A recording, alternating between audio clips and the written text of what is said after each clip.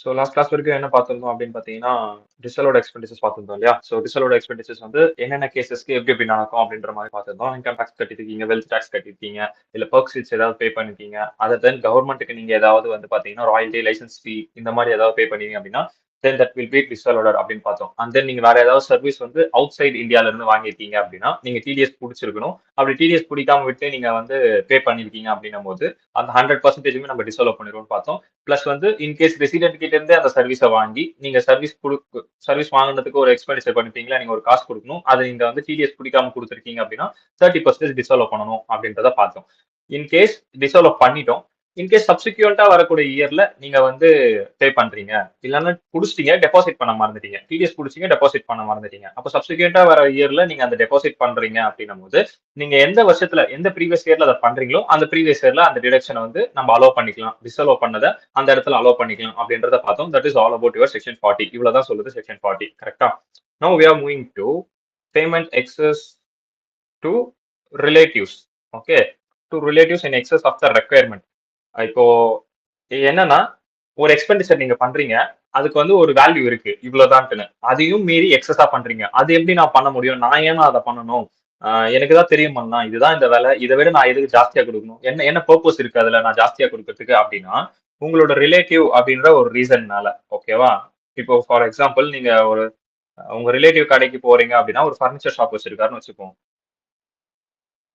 நீங்க உங்க பிசினஸ்க்காக, உங்க பிசினஸ்க்கு உங்களுக்கு உங்களுக்கு வந்து வீட்டுக்காக நான் சொல்லல. ஓகே, நீங்க வீட்டுக்காக வாங்காதனா பார்த்து பார்த்து வாங்கி சொந்தக்காரனே இருந்தாலும் நம்ம என்ன பண்ணுவோம், காசு கொடுக்காம வாங்கிட்டு வரதான் நம்ம யோசிப்போம். ஓகேவா? So in business point of view, இப்போ பிஜிபிபி அப்படி அந்த பாயிண்ட் ஆஃப் வியூல யோசிச்சீங்க அப்படின்னும் போது, இப்போ ஃபர்னிச்சரோட வேலை 10,000 தான் ஃபேர் மார்க்கெட் வேல்யூ. ஓகேவா? ஆனா நீங்க 30,000 கொடுத்து வாங்கிட்டு வரீங்க. ஃபேர் மார்க்கெட் வேல்யூ விட எக்ஸஸா கொடுக்குறீங்க. நான் ஏன்னா கொடுக்கணும் அப்படின்னா, இப்போ நீங்க எக்ஸஸா கொடுக்கறதுனால எக்ஸ்பெண்டிச்சர் உங்களுக்கு என்ன ஆகும், இன்க்ரீஸ் ஆகும். 30,000 P&L கரெக்டா? ஸோ P&L 30,000 உங்களுக்கு இன்க்ரீஸ் ஆகும். இப்போ இப்படி இன்க்ரீஸ் ஆகுது அப்படின்னா ஆட்டோமேட்டிக்கா அது நெட் ப்ராஃபிட்டை அஃபெக்ட் பண்ணும். நெட் ப்ராஃபிட் ஆட்டோமேட்டிக்கா லோவா இருக்கும். ஓகே, ஸோ அப்ப இங்க 30,000 இருக்கு, அதாவது 10,000 போக வேண்டிய இடத்துல 30,000 போகுது அப்படின்னா ஆட்டோமேட்டிக்கா நெட் ப்ராஃபிட் என்ன ஆக போகுது, எக்ஸ்பென்ஸ் அதிகமானா நீங்க ப்ராஃபிட் கம்மியாக போகுது. ப்ராஃபிட் கம்மியான நீங்க என்ன பண்ணுவீங்க, டாக்ஸ் கம்மியா கட்டுவீங்க. கரெக்டா? சோ அதனால என்ன பண்ணுவாங்க அப்படின்னா, இந்த 30,000 டிசால்வ் பண்ணிட்டு அலோடர்ல வெறும் ஃபேர் மார்க்கெட் வேல்யூனா 10,000 தான் எடுத்துப்பாங்க. இப்போ புரிஞ்சுதா இது?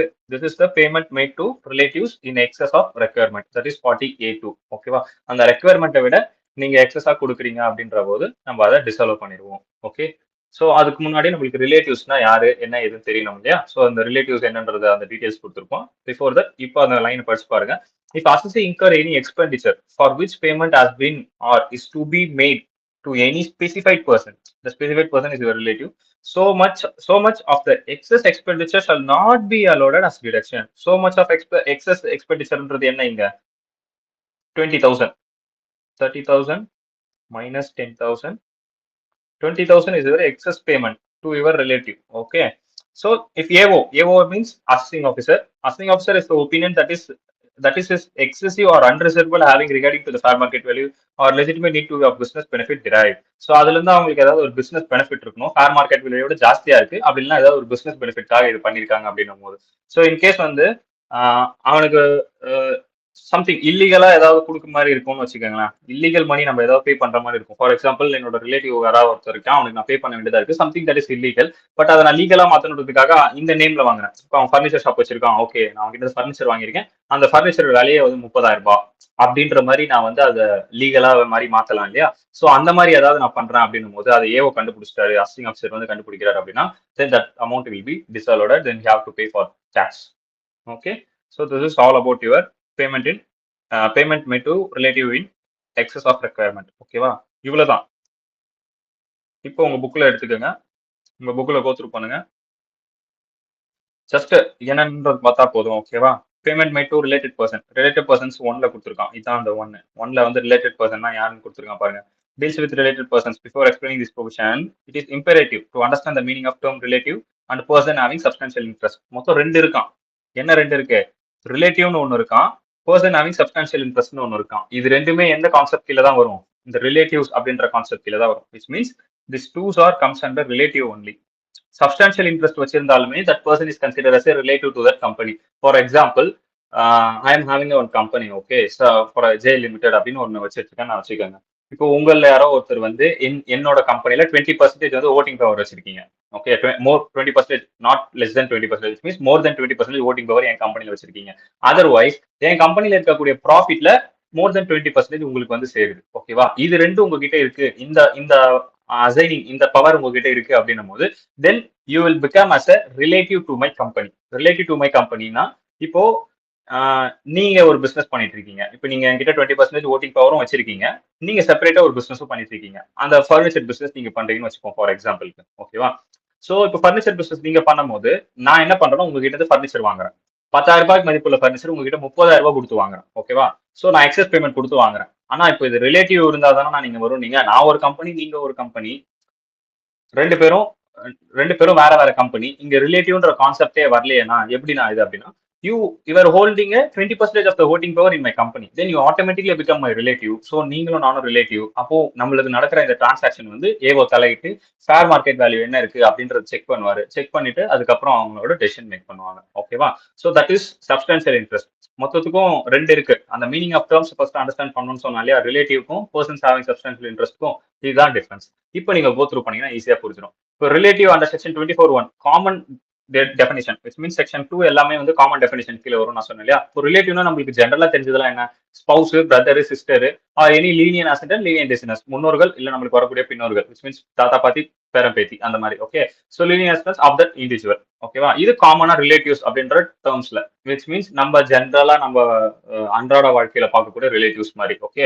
So in case person having substantial interest அப்படின்னும் போது a person deemed to have substantial interest இந்த business or profession if deemed to be எப்போ சொல்லுவோம் not less than 20% of the voting power.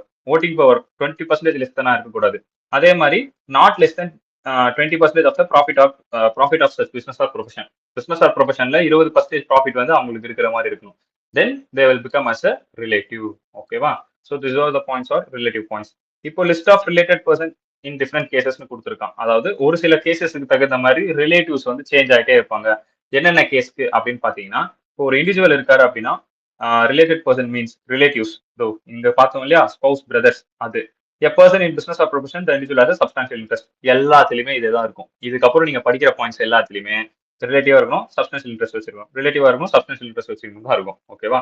அடுத்து இப்போ கம்பெனியா இருக்கு. கம்பெனிக்கு யார் யாரெல்லாம் ரிலேட்டிவா இருப்பா? டைரக்டர்ஸ்.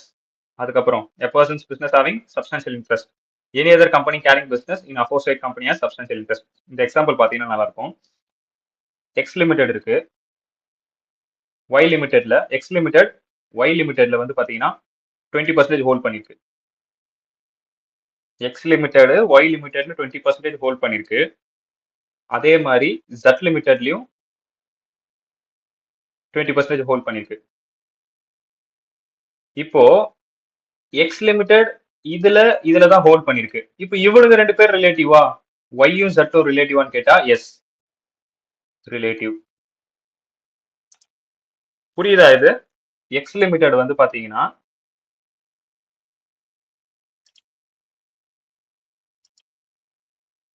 எக்ஸ் லிமிடெட் வந்து பாத்தீங்கன்னா ஒய் லிமிடெட்ல ஹோல்ட் பண்ணிருக்கு.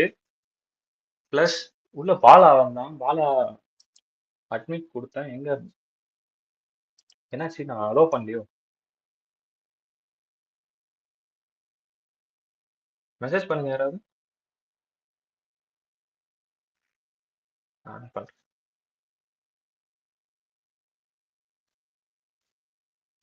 Okay okay. ஸோ இப்போ வந்து பாத்தீங்கன்னா எக்ஸ் லிமிடெட் இருக்கு. எக்ஸ் லிமிடெட் வந்து ஒய் லிமிடெட்ல வந்து 20% ஹோல்ட் பண்ணிருக்கு. அதே மாதிரி எக்ஸ் லிமிடெட் ஜட்லயும் வந்து 20% ஹோல்ட் பண்ணிருக்கு. ஓகே. ஸோ ஒய்ல 20, ஜட்லயும் 20. இப்போ எக்ஸ் தான் இவங்க 2 பேருக்கு இடையில இருக்கக்கூடிய ஒரு ரிலேட்டிவ். இப்போ எக்ஸும் ஒய்யும் கேட்டா ரிலேட்டிவ் சொல்லலாம், எக்ஸும் ஜட்டும் கேட்டா ரிலேட்டிவ் சொல்லலாம். இப்போ ஒய் ஜட்டும் ஒய்யும் ரிலேட்டிவா அப்படின்னு கேட்டா எஸ் தே ஆர் ரிலேட்டிவ். இவங்க கிட்ட இருந்து இவங்க கிட்ட ஏதாவது போனாலும் they become as a relative person. இது அண்டர்ஸ்டாண்ட் ஆச்சா? இதுதான் அந்த எக்ஸாம்பிள் இருக்கு. புரிஞ்சுதா இந்த எக்ஸாம்பிள்? எக்ஸ் ஒய் ஜெட்டுக்கான எக்ஸாம்பிள் புரிஞ்சுதா? எக்ஸ் வந்து ஒய்லயும் 20% ஹோல்ட் பண்ணிருக்கான். எக்ஸ் வந்து ஜெட்லயும் 20% ஹோல்ட் பண்ணிருக்கான். ஜெட்டும் ஒய்யும் இப்ப ரிலேட்டிவான்னு கேட்டா எஸ் அப்கோர்ஸ் ரிலேட்டிவ் அப்படின்றது அந்த எக்ஸாம்பிள். ஓகேவா?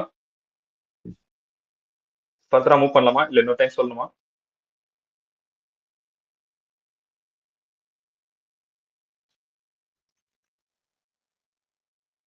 Okay. Done. Okay, now I'm moving forward.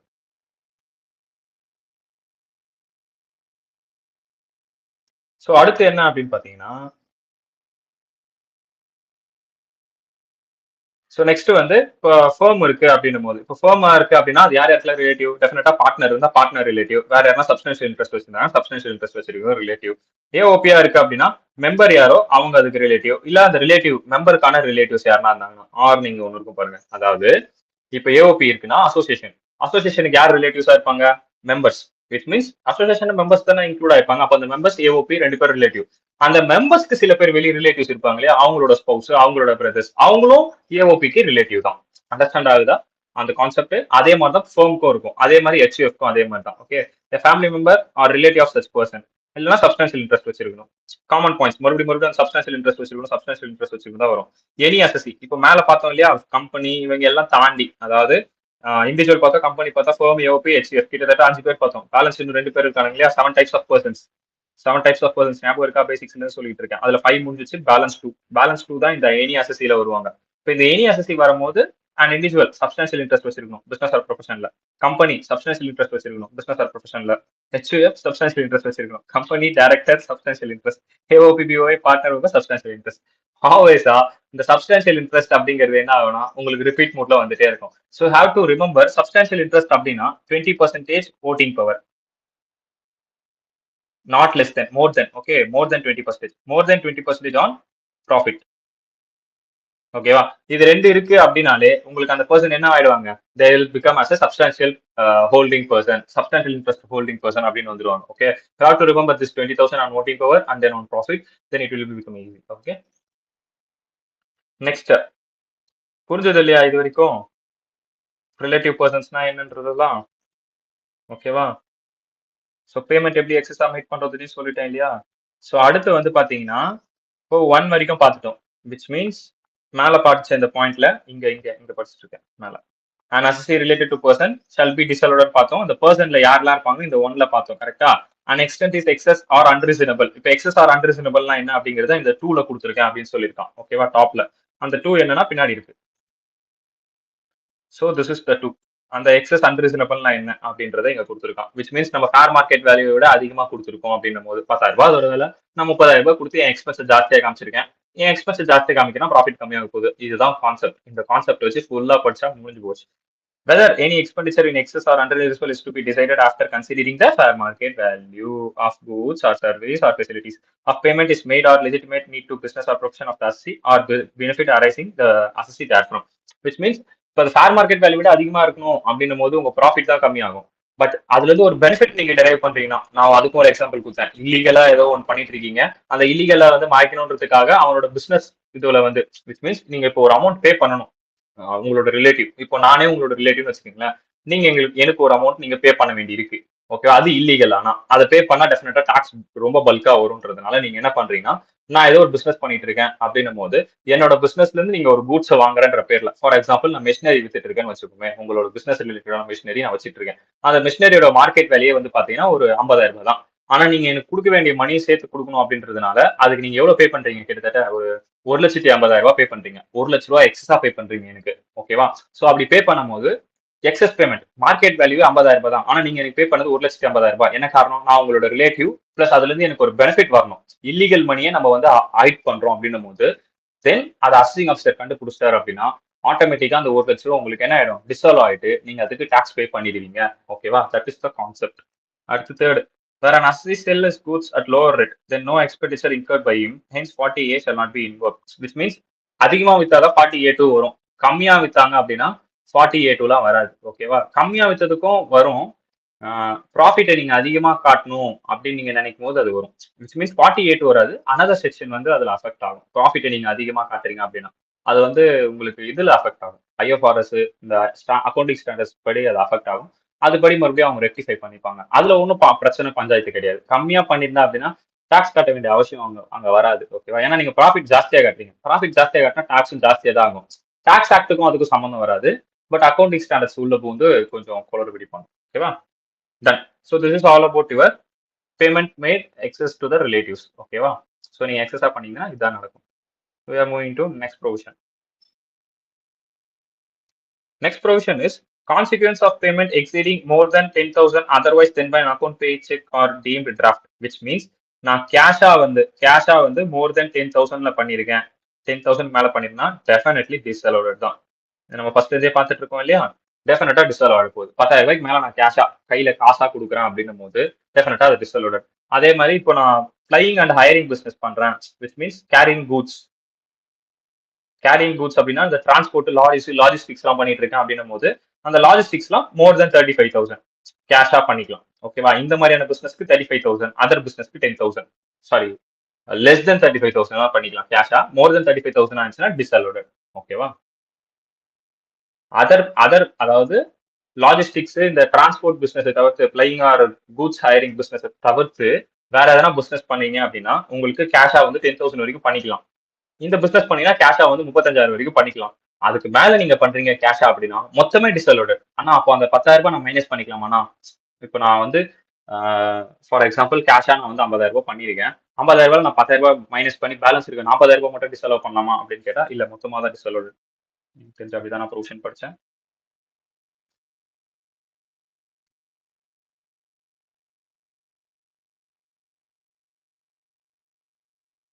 Yeah of course ஓவராலா அந்த 10,000 மைனஸ் பண்ற கேஸ்லாம் கிடையாது, மொத்தமாவே டிஸ்அலோவ் ஆயிடும். ஓகேவா, so this is about your consequence of payment exceeding more than 10,000. Okay, now 40A3 talks about this cash exceeding 10,000 where an assessee incurred any expenditure in respect of which a payment or aggregate of the payment made by a person in a day. இந்த டே ரொம்ப முக்கியம்.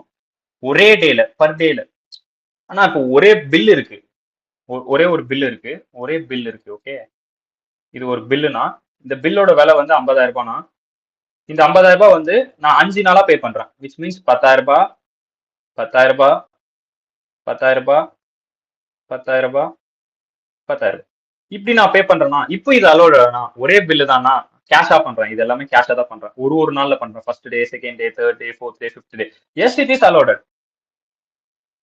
ஒரே bill தனித்தனியா ஒரு நாள்ல பண்றேன் அப்படின்னா allowed. ஓகேவா, இன்கேஸ் இது ஒரே பில்ல வந்து ஃபர்ஸ்ட் டேவே 20,000 ரூபாய் பண்றேன் அப்படின்னா அங்கேயே அது டிஸ்அலோவ் ஆயிடும்.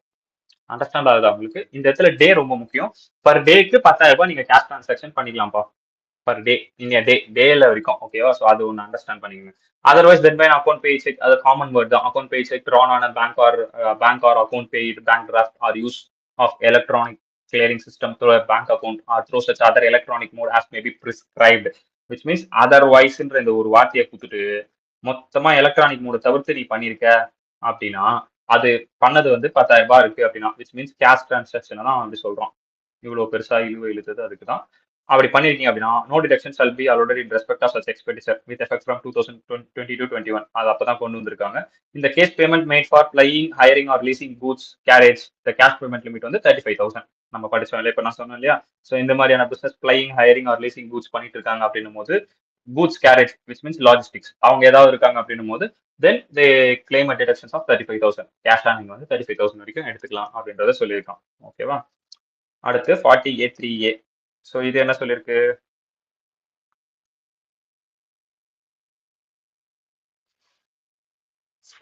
A3 ரெண்டு இருக்கு, அதுல A3 மட்டும் பார்த்தோமா. இப்போ 43A பாக்குறோம். வேற allowances has been mat any during subsequent year. Subsequent இயர்ல நீங்க பண்ணிருக்கீங்க, which means already you are liable to pay,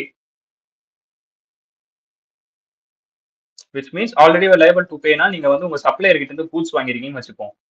supplier கிட்ட இருந்து கூட்ஸ் வாங்கிட்டீங்க, எப்போ ப்ரீவியஸ் ஃபினான்ஷியல் இயர்ல வாங்கிட்டீங்க. ஆனா நீங்க பேமெண்ட்டே பண்ணல, பட் கூட்ஸ் வாங்கிருக்கீங்க அப்படின்னும் போது பேமெண்ட்டை வந்து சப்சிக்வெண்ட் ஃபினான்ஷியல் இயர்ல பண்றீங்க அப்படின்னா தென் திஸ் இஸ் அலோடடா கேஷ் பேசிஸ்ல பண்ணா yes of course this will be allowed. ஓகேவா, ஸோ இந்த மாதிரி ஏன்னா ஆல்ரெடி நீங்க commitment already your liable. Okay, which means நீங்க எலக்ட்ரானிக் மோட்ல பண்ணாலும் சரி இல்ல கேஷா பண்ணாலும் சரி your liable for that. You have to பே. உங்ககிட்ட தான் அது வந்து உங்க தலையில அது எப்படி பார்த்தா விலை போகுது, ஏன்னா அது பாஸ்ட்ல நடந்த ஒரு விஷயம். ஸோ அப்படி இருக்கு, அதுக்கு ப்ராப்பரா இருக்கு அப்படின்னா அப்போ உங்க புக்ஸ் அட்ஜஸ்ட்மெண்ட் நீங்க பண்ணணும். கரெக்டா, உங்க புக்ஸ் அட்ஜஸ்ட் பண்ணணும் மீன்ஸ் உங்க புக்ல வந்து லயபிள்ல காட்டுவீங்க. அந்த லயபிள்ல நீங்க பே பண்ணீங்க அப்படின்னா லயபிலிட்டியும் கேஷும் காலியாகும். லயபிலிட்டி சைட்ல லயபிலிட்டி காலியாகும், அசட் சைட்ல கேஷ் காலியாகும். அப்போ பேலன்ஸ் ஷீட் அகைன் மறுபடியும் டேலி ஆக போகுது. ஸோ இந்த புக்ஸ் அட்ஜஸ்ட்மெண்ட்காக நீங்க டெஃபினட்டா பண்ணி தான் ஆகணும். Then that time cash payment is allowed. ஓகேவா? ஸோ அந்த மாதிரி ஏதாவது இருந்துச்சுன்னா அது அலோடட். புக்ல பார்க்கும்போது நான் உங்களுக்கு சொல்றேன், அதுக்கு எக்ஸாம்பிள் இருந்தா. ஓகே, சரி, ஓகே. ஸோ சப்சிக்வெண்ட் இயர்ல the assessee make payment in respect thereof otherwise then by subsequent இயர்லயும் கேஷா பண்றாரு அப்படின்றது தான் கொடுத்துருக்காங்க. மறுபடியும் bank draft, electronic system, through bank account or through such other electronic mode. இந்த அதர்வைஸ் ரொம்ப முக்கியம்டா. இந்த பாயிண்ட் படிச்சுட்டு நீங்க அதுக்கப்புறம் இருக்க பாயிண்ட் படிச்சீங்கன்னா தான் புரியும். இதை தவிர்த்து வேற எதனா பண்ணிருக்கீங்க அப்படின்னா the payment shall be made deemed to the business income of the subsequent year. The payment aggregate of payment made a person in a day exceed 10,000, which means limit 10,000, 35,000. Subsequent payment subsequent இயர்லயும் இதே condition தான் applicable, 10,000, 35,000. ஆனா சில கேசஸ்க்கு exemption இருக்கு. என்னென்ன கேசஸ்க்கு இப்ப நான் மேல சொன்னேன் இல்லையா, இந்த மாதிரியான கேசஸ்க்கு எக்ஸம்ஷன் இருக்கு. அதர்வைஸ் அந்த மாதிரி நான் சொன்ன கேசஸ் தவிர்த்து வேற ஏதாவது கேசஸ்க்கு நீங்க பண்ணிருக்கீங்க அப்படின்னா அந்த சப்சிக்வெண்ட் இயர்லயும் 10,000, 35,000 தான் லிமிட், அதை தாண்டி வேற எதுவும் கிடையாது அப்படின்றத சொல்லியிருக்கான். ஸோ உங்களுக்கு இப்ப இங்க என்ன தெரியணும் அப்படின்னா, மோர் தென் 10,000, மோர் தென் 35,000, இவ்வளவுதான் உங்க நோட்ஸ் எழுதணும். ஸோ இப்படி இருந்துச்சு அப்படின்னா தென் நாங்க வந்து அலோவ் பண்ண மாட்டோம், டிஸ்அலோவ் பண்ணிடுவோம் டே. ஓகே, பர் டேக்கு இது. ஓகேவா? ஸோ இது உள்ளதான் உங்க நோட்ஸா இருக்கணும். உட்காந்து வள வள வள மொத்தத்தையும் படிச்சுட்டு இருக்க கூடாது. ஓகேவா? Done. So now we are going to in our book. So consequence of payment 10,000 otherwise by account, pay, check or draft. Okay. Now applicability. Any expenditure in respect of being made in excess of 10,000 in a day. Okay. இதை வேணா highlight பண்ணிக்கோங்க உங்க புக்ல. இந்த இன்னைய டே ரொம்ப கொஞ்சம் முக்கியம். ஓகேவா? So otherwise then account, pay, check அதெல்லாம் காமன் மோட் தான், through bank or electronic mode. Treatment என்னவாப்பா, 100% of the such payment shall be டிஸ்அலோடப்பா. 100%, விச் மீன்ஸ் நான் இப்போ சொன்னேன், ஆனா 10,000 வரைக்கும் லிமிட் இருக்கு, நான் இப்போ 50,000 வரைக்கும் கேஷ்ல பண்ணிருக்கேன். அப்போ 10,000 நான் மைனஸ் பண்ணிட்டு பேலன்ஸ் 40,000 காட்டலாமான்னு கேட்டா இல்ல, தப்பு. 100% டிஸ்அலோவ் பண்ணிடுவோம். எக்ஸம்ஷன் என்ன எக்ஸம்ஷன்ப்பா, இந்த மாதிரி பிளையிங், ஹையரிங், லீசிங் கூட்ஸ் பண்றாங்க அப்படின்னா 10,000 ரூபாயில இருந்து அவங்களுக்கு எவ்வளவு இன்க்ரீஸ் ஆயிருக்காப்பா, 35,000 ரூபாய் இன்க்ரீஸ் ஆயிருக்காப்பா. அது ஒன்னு எக்ஸம்ஷன்ப்பா. டாக்ஸ் பாயிண்ட், அப்ப என்னப்பா டாக்ஸ் பாயிண்ட் சொல்ல வரோம் 40A3ல, பிளையிங், ஹையரிங், லீஸ் கூட்ஸ் பண்றீங்களா 35,000 எடுத்துக்கோங்க, வேற எதனா எக்ஸ்பென்ஸ் பண்றீங்களா 10,000 ரூபாய் வரைக்கும் எடுத்துக்கோங்க. இதான் மானிட்டரி லிமிட், கேஷா பண்ணா அவ்வளவுதான் முடிஞ்சு. Other point, where an allowances has been paid in the assessment for any year in respect of any liability incurred by the assessee for any expenditure and subsequent during the previous year, the assessee make any payment in violation of this provision, then the payments so made shall be deemed to be profit and gains of the provision of such subsequent year. Which means இப்போ வரக்கூடிய further இயர்ல, இப்போ நான் கீழே ஒரு point படிச்சேன் இல்லையா, subsequent இயர்ல பண்ணாலுமே சப்சிக்வெண்ட் இயர்லயுமே சேம் இந்த ப்ரொவிஷனை நீங்க வயலேட் பண்றீங்க, உங்களோட லயபிலிட்டி இருக்கு, உங்களுக்கு வந்து ஆல்ரெடி ஒரு லயபிலிட்டி இன்கர் ஆயிருக்குப்பா, அந்த இன்கர் ஆன லயபிலிட்டிக்கு நீங்க இப்போ வந்து பேமெண்ட் பண்ண போறீங்க. ஓகேவா? நீங்க ஒரு எக்ஸ்பென்டிச்சர் சப்சிக்வெண்ட் இயர்ல பண்ண போறீங்க.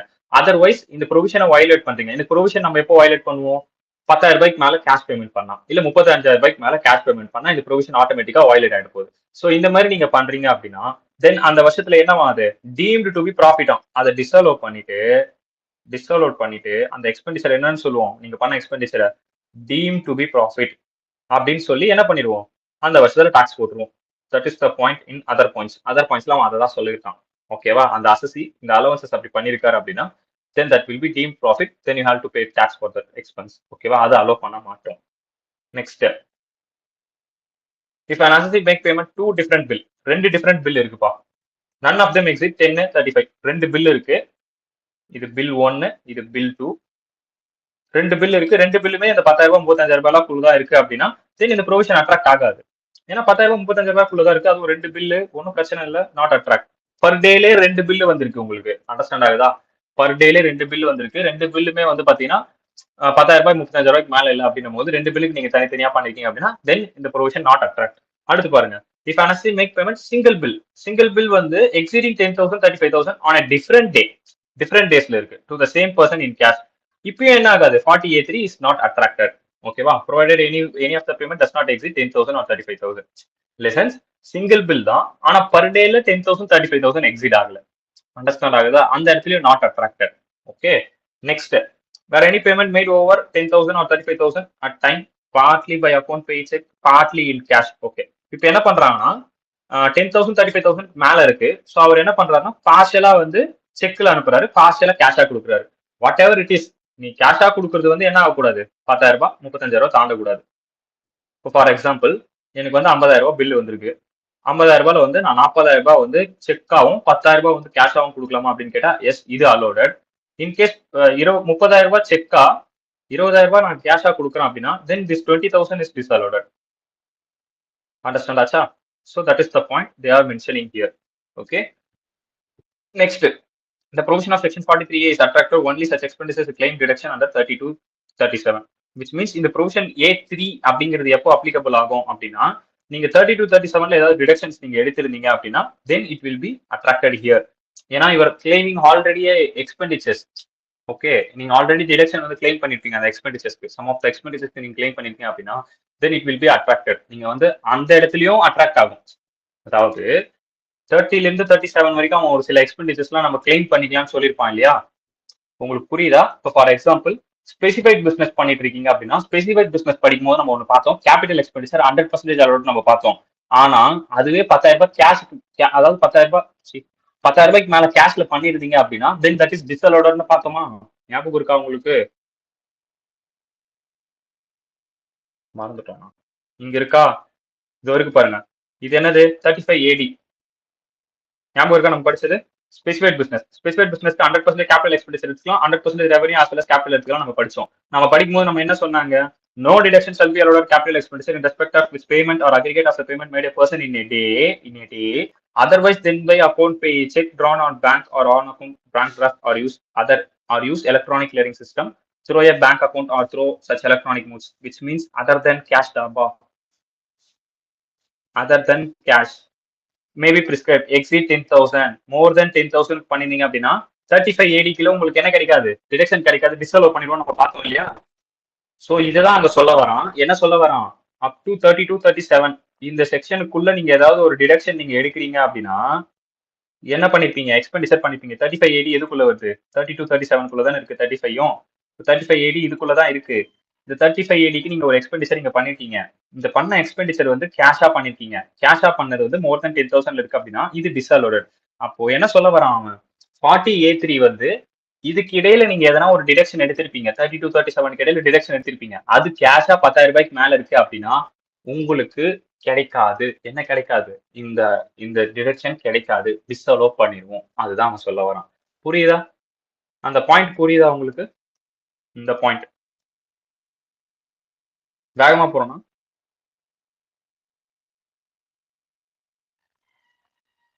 இந்த பாயிண்ட் ஓகேவா? சுறுசுறுப்பா உட்காருங்க பாருங்க. டக்குன்னு எழுந்து யாருன்னா அப்படியே ஒரு மாதிரி உட்காந்துருந்தீங்க, டக்குன்னு நிமிந்து உட்காருங்க. ஓகே, ஷார்ப்பா கவனிக்கணும். ஓகேவா? ஒரு ஒரு பாயிண்ட் கூட அப்படியே டப்பு டப்பு டப்பு டப்புன்னு மாத்திட்டே போவோம். ஸோ எது எது எங்கெங்க இருக்குன்னு அப்படியே ஒரு ஒரு 30 மடங்கு எக்ஸ்ட்ராவா மூளை கொஞ்சம் வேலை செஞ்சுச்சுன்னா டப்பு டப்பு டப்புன்னு முடிஞ்சிடும். Okay, done. அமைதியா இருக்கும்னா எதனா புரியல அப்படின்னா டக்குன்னு நிறுத்தி கேளுங்க. ஆனா இது எனக்கு புரியல அப்படின்ட்டுன்னு. ஏன்னா விட்டுட்டு அதுக்கப்புறம் அது அப்படியே போயிடும். ஓகேவா? Then loan transaction are not cover in this section பா. லோன் டிரான்சாக்ஷன் எதனா பண்ணிருக்காங்க அப்படின்னா அது இந்த செக்ஷன் வந்து கவர் ஆகாது. ஏன்னா இது வந்து இந்த லோன் டிரான்சாக்ஷன் அப்படிங்கிறது வந்து 43B கீழே போயிடும். 43Bனா கையை விட்டு காசு போயிருந்தால் மட்டுமே வந்து நம்ம வந்து ஆக்சுவல் எக்ஸ்பெண்டிச்சர் நடந்திருக்குன்னு சொல்லி நம்ம டிடக்ஷன் எடுப்போம் இல்லையா? அதுதான் 43B. அது கீழே போயிடும். ஸோ அதனால இது இங்க வராது. ஓகேவா? சில எக்ஸம்ஷன் கொடுத்துருக்கோம் நம்பா. சில எக்ஸம்ஷன் என்னென்ன? நீங்க கேஷா பண்ணியிருந்தாலுமே என்ன இதெல்லாம் அலோடா. என்னன்னா அது ரூல் 60 அது சொல்லும். 6DD வந்து அது சொல்லுது. ஓகேவா? 43A3 is not attracted even the payment is exceed 10,000 or 35,000. How? யார் யாருக்கு? Where the payment made to RBI, State Bank, Cooperative, Primary Agriculture Credit Society, Life Insurance, LIC. இவங்களுக்குலாம் நீங்க கேஷா பண்ணிருந்தீங்கன்னா 35,000 ரூபாய் 10,000 ரூபாய்க்கு மேல இருந்தாலுமே 10,000 ரூபாய் இல்ல மோர் தென் 35,000 ரூபாய்க்கு மேல இருக்கு அப்படின்னாலுமே என்னது? எக்ஸம்டட். விச் மீன்ஸ் எக்ஸம்டட்னா அலோவ் பண்ணிக்கலாம். இந்த மாதிரியான expenditure is allowed. Expenditures are allowed. ஓகேவா? அதுக்கப்புறம் பேமெண்ட் மேட் டு கவர்மெண்ட் எதுக்காகப்பா? லீகல் டெண்டர் இருக்கா?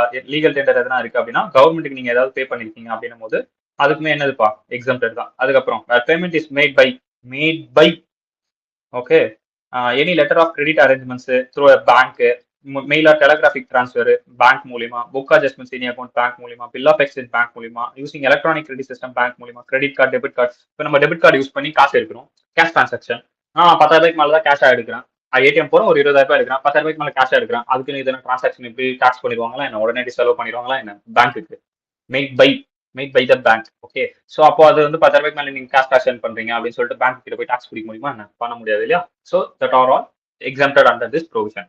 அதுக்கப்புறம் decays where payment way of adjustment against the amount of any liability incurred by the payee for any goods supplied or service rendered by the lessee to the payee, that is book adjustment. நான் சொன்னேன் இல்லையா books அட்ஜஸ்ட்மெண்ட்ஸ்க்குன்னு. Books அட்ஜஸ்ட்மெண்ட்ஸ்னா என்ன? Already நீங்க ஒரு service render பண்ணிட்டீங்க, அவங்க கிட்ட ஒரு சர்வீஸ் வாங்கிட்டீங்க, இல்ல ஆல்ரெடி கூட்ஸ் பர்ச்சேஸ் பண்ணிட்டீங்க. ஓகேவா? This is past. ஆல்ரெடி இது நடந்துச்சு. அவன் பண்ண வேலைக்கு நம்ம இன்னும் காசு கொடுக்காம வச்சிருக்கோம். டெஃபினட்டா அது இன்கர் ஆக போகுது. எப்படி இன்கர் ஆகும்? ஒண்ணு நீங்க ஆன்லைன்ல பண்ணியாகணும், இல்ல கேஷா பண்ணியாகணும். For your book adjustment. உங்க புக்ல வந்து அது நீங்க நீட்டா வச்சுக்கணும், கிளீனா வச்சுக்கணும். உங்க புக் கிளீன் பண்ணணும். இப்போ நீங்க கிளீன் பண்ணோம் அப்படின்னும் போது what you do? Okay, I have to pay in cash. Okay, that will be exempted under this situation அப்படின்னு சொல்லிட்டு என்ன சொல்லிட்டான்? எக்ஸாம்ஷன் கொடுத்துட்டான். நீங்க அப்படி கேஷா நீங்க பே பண்றீங்கன்னா ஓகே, நீங்க எக்ஸாம்ஷன் எடுத்துங்க, ஒன்றும் பிரச்சனை இல்லை. புக்ஸ் அட்ஜஸ்ட்மெண்ட்காக, ஏன்னா ஆல்ரெடி இது பாஸ்ட்ல நடந்திருக்கு. So will claim the deduction, which means that expenditure is allowed அப்படின்னு டி பாயிண்ட்ல சொல்லிட்டான். சி பாயிண்ட் வேற எது இருக்கலாம்ப்பா? நீங்க வந்து payment made in purchase of இதெல்லாம் பர்ச்சேஸ் பண்ணிருந்தீங்கன்னா agriculture, forest produce, animal husbandry, அந்த லைஃப் ஸ்டாக்ஸுக்காக, இல்ல ஏதாவது இந்த ஸ்கின் மீட் ஸ்கின், இல்ல வேற ஏதாவது சம்திங் நீங்க பர்ச்சேஸ் பண்ணுறீங்க, டைரி ஆர் போல்ட்ரி ஃபார்மிங், இதெல்லாம் நீங்க பர்ச்சேஸ் பண்ணீங்க. ஃபிஷ் ஆர் ஃபிஷ் ப்ராடக்ட், இதெல்லாம் நீங்க பர்ச்சேஸ் பண்ணீங்கன்னா கேஷா 10,000 மேல இருந்தாலும் இந்த ப்ராடக்ட் ஹார்டிகல்ச்சர், ஆப்பிகல்ச்சர், இது எல்லாமே okay. To the cultivator or grower or producer. ப்ரொடியூசர்னா யாரு? இந்த ஸ்டார் கொடுத்துருக்கோம், அந்த ஸ்டார் கீழே இருக்கு பாருங்க. ப்ரொடியூசர்னா யாருன்னா fish or fish product for purpose of city. ஃபிஷ்ஷும் ஃபிஷ் ரிலேட்டடா இருக்க ப்ராடக்ட்டும் ப்ரொடியூஸ் பண்றவங்க தான் ப்ரொடியூசர் சொல்லியிருக்கான். would include besides the fishman any headman of fishmans. ஒரு ஹெட்மேன் இருப்பார் இல்லையா அந்த ஃபிஷஸ் மேன்ஸ்க்குலாம், அவர் என்ன பண்ணுவாரு? who sought to catch the fish caught by fishermen from the sea, which means அந்த ஹெட் என்ன பண்ணுவார்னா, ஃபிஷ்மேன் எல்லாரும் கடல்ல இருந்து அந்த மீனை பிடிச்சிட்டு வருவாங்க. பிடிச்சிட்டு வரதுக்கு அவர் ஒரு காசு கொடுப்பார் இல்லையா, at the sea shores itself and then sale fish or fish products to the traded exporter. அதுக்கப்புறம் ஃபர்தரா வந்து அவர் எக்ஸ்போர்ட் பண்றதோ இல்ல ட்ரேட் பண்றதோ அவர் பண்ணுவாரு. யாரு? அந்த ஹெட். ஆனா அப்போ மீன் பிடிச்சிட்டு அவனுங்களாம் வந்தானுங்க இல்லையா, அவனுக்கு நம்ம ஒரு அமௌண்ட் கொடுக்கணும் இல்லையா, அந்த மாதிரி ஒரு கேஷ் டிரான்சாக்ஷன் இருக்கு இல்லையா. So that cash transaction is will be allowed for more than 10,000. It will be allowed. ஓகேவா?